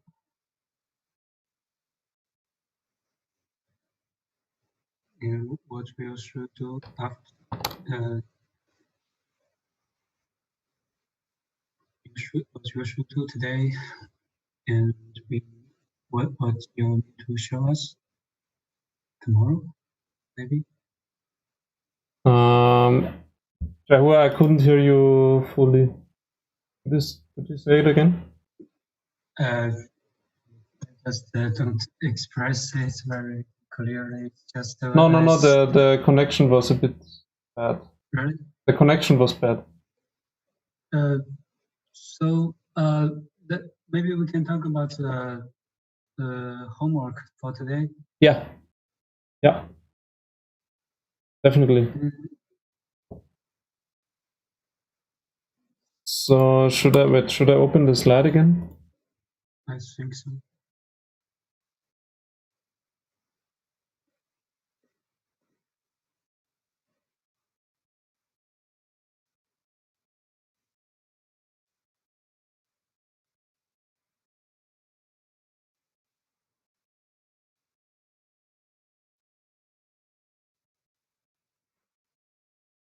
Can everyone see? Yeah, I can see. So we're here on Monday today. We showed you some of the network analysis approaches, right? Or Chahua showed them. And we hope we kind of clearly talked about what kind of boundary definitions or kind of exploration of challenges that you want to work with, we are kind of hoping for, right? And I think until tomorrow, it would be great if you can come up in your teams with the specific situations that you want to address, right? And maybe already try to explore how different networks could play out within these kind of situations, right? And then tomorrow in the morning, first thing that we would do is to go through all of your projects, right, and see what are your ideas. And I think both of us are super excited to see what kind of ideas you can come up with, and we can then also address how to find the suitable strategies to work with these situations. Maybe how to frame the situations in a very clear conceptual manner. Right? But for that, we would first need to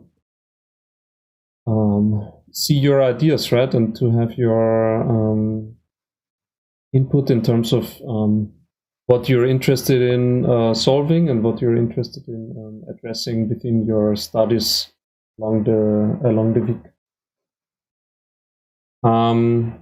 Yeah, and I mean, we have now still 20 minutes, so if any group has already some ideas or some questions, then we would have the time now to discuss them, talk about them.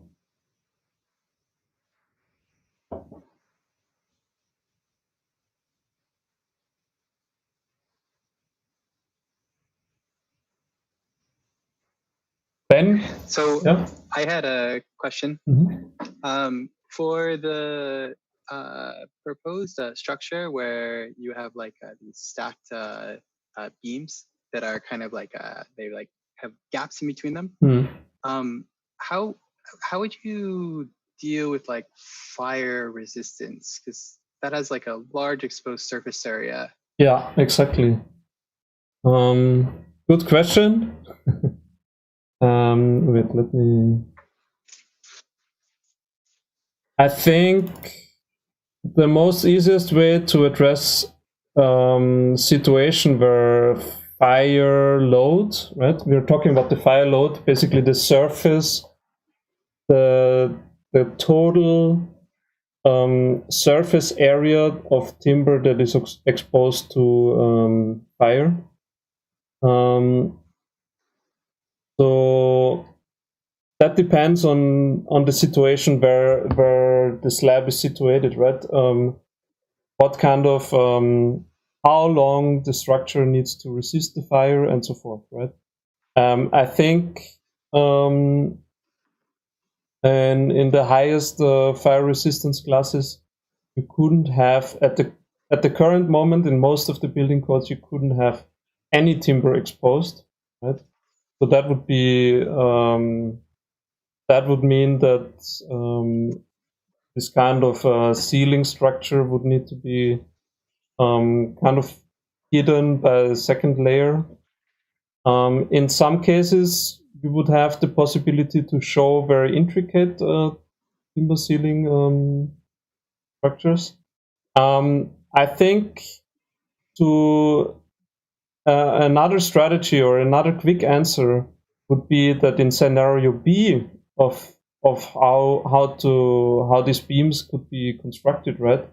The beams would actually at the end of the construction phase would be actually situated within the slab, right? So the bottom, it's not visible here, but you can imagine, right? So you lay out your kind of panels first, then you put the beams on top, and after you raise the whole thing, then your beams actually would be hidden under the would be hidden above the panels, right? So in this case, I think this is a very conceptual thing at the moment, right? So potentially there is a couple of things that also would need to be addressed there, but conceptually you could argue that maybe your slab or your initial panels would then have the thickness of the charcoal layer that then would be the wooden protection of this kind of beam.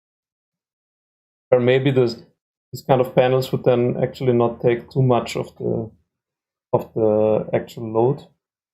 And I guess in terms of this of the slab, you could probably fill up this kind of beam area with any kind of insulating material.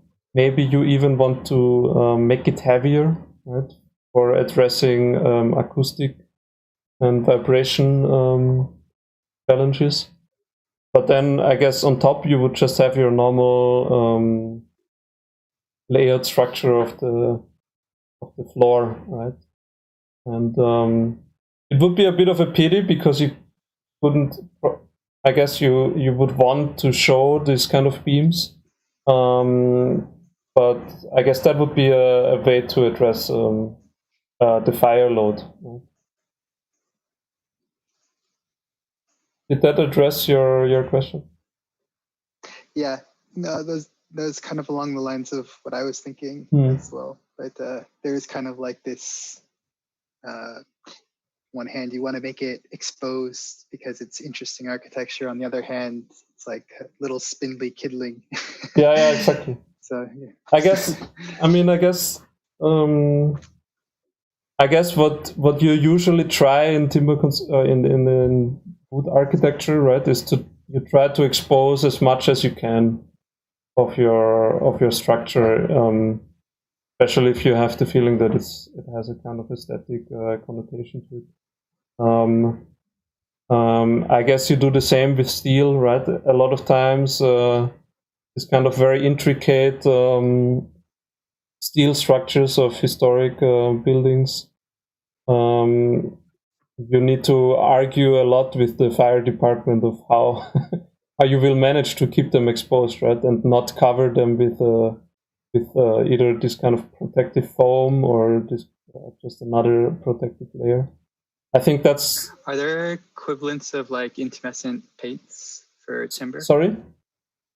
Are there equivalents of like intumescent paints for timber? Well, it's like as you can imagine, there is a lot of research going in this direction. As of my understanding, there is no product out that is really performant. And I mean, I guess it would like if you I mean, thinking about the products that are there for like steel beams and stuff, I would also believe very much that from an architect's perspective, that would not be, even if there is a product that would enable the or would protect the timber from fire by painting it with this kind of foamy material. I guess architects would still push for not using it. Or finding let's put it in a more correct manner. Like they would push for finding other ways to address the fire safety.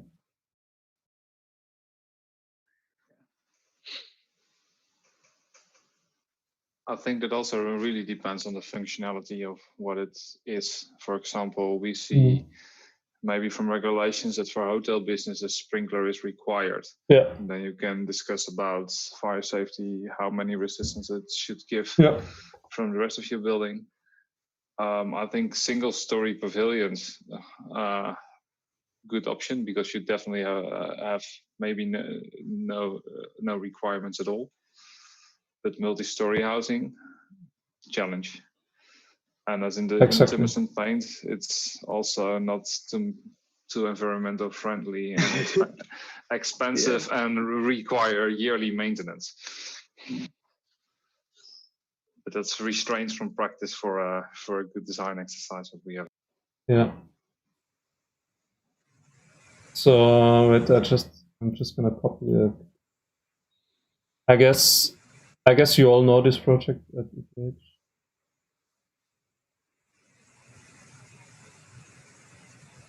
Which I guess in terms of fire load is also like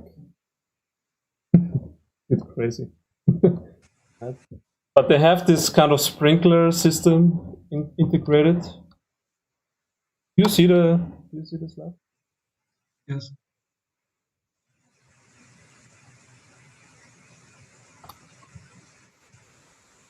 Let me find.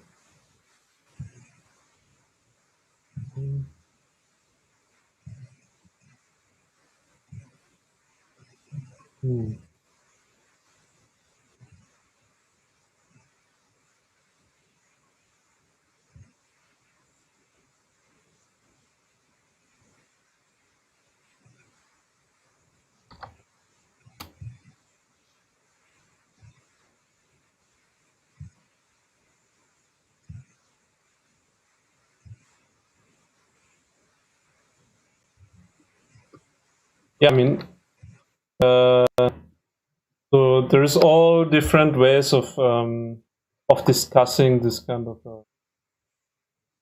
all the fire safety. I think it's also maybe important to say that that a lot of the codes are currently being adapted one way or the other. To properly accommodate the recent findings of how how wood behaves under fire. I think it's fair to say that in our workshop it's not going to be possible to properly address all these kind of questions. I think conceptually there is certain ways of how you could imagine such structures to be kind of properly made safe, right? But it really depends, as Chris was also saying, it really depends on the situation. Right? I mean, also on the code, right? It's going to be a big difference even within Germany, whether you're going to work in this city or the other.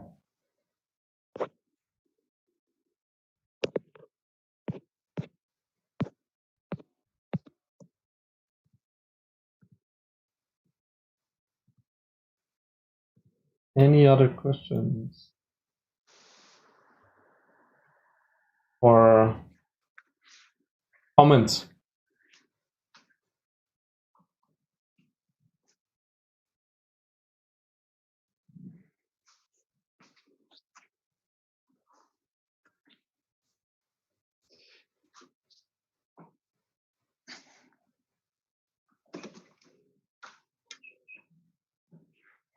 No? Should we call it a day then? And let all of you guys join back into your groups and see each other in the morning tomorrow? Well, or afternoon, depending on where you are right now.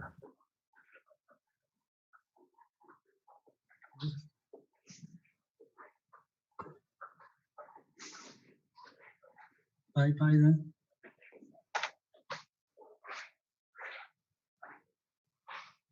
Okay. Then I guess let's call it a day for today. Super excited to see all the ideas that you are gonna bring forward tomorrow. And yeah, I hope you liked today's session.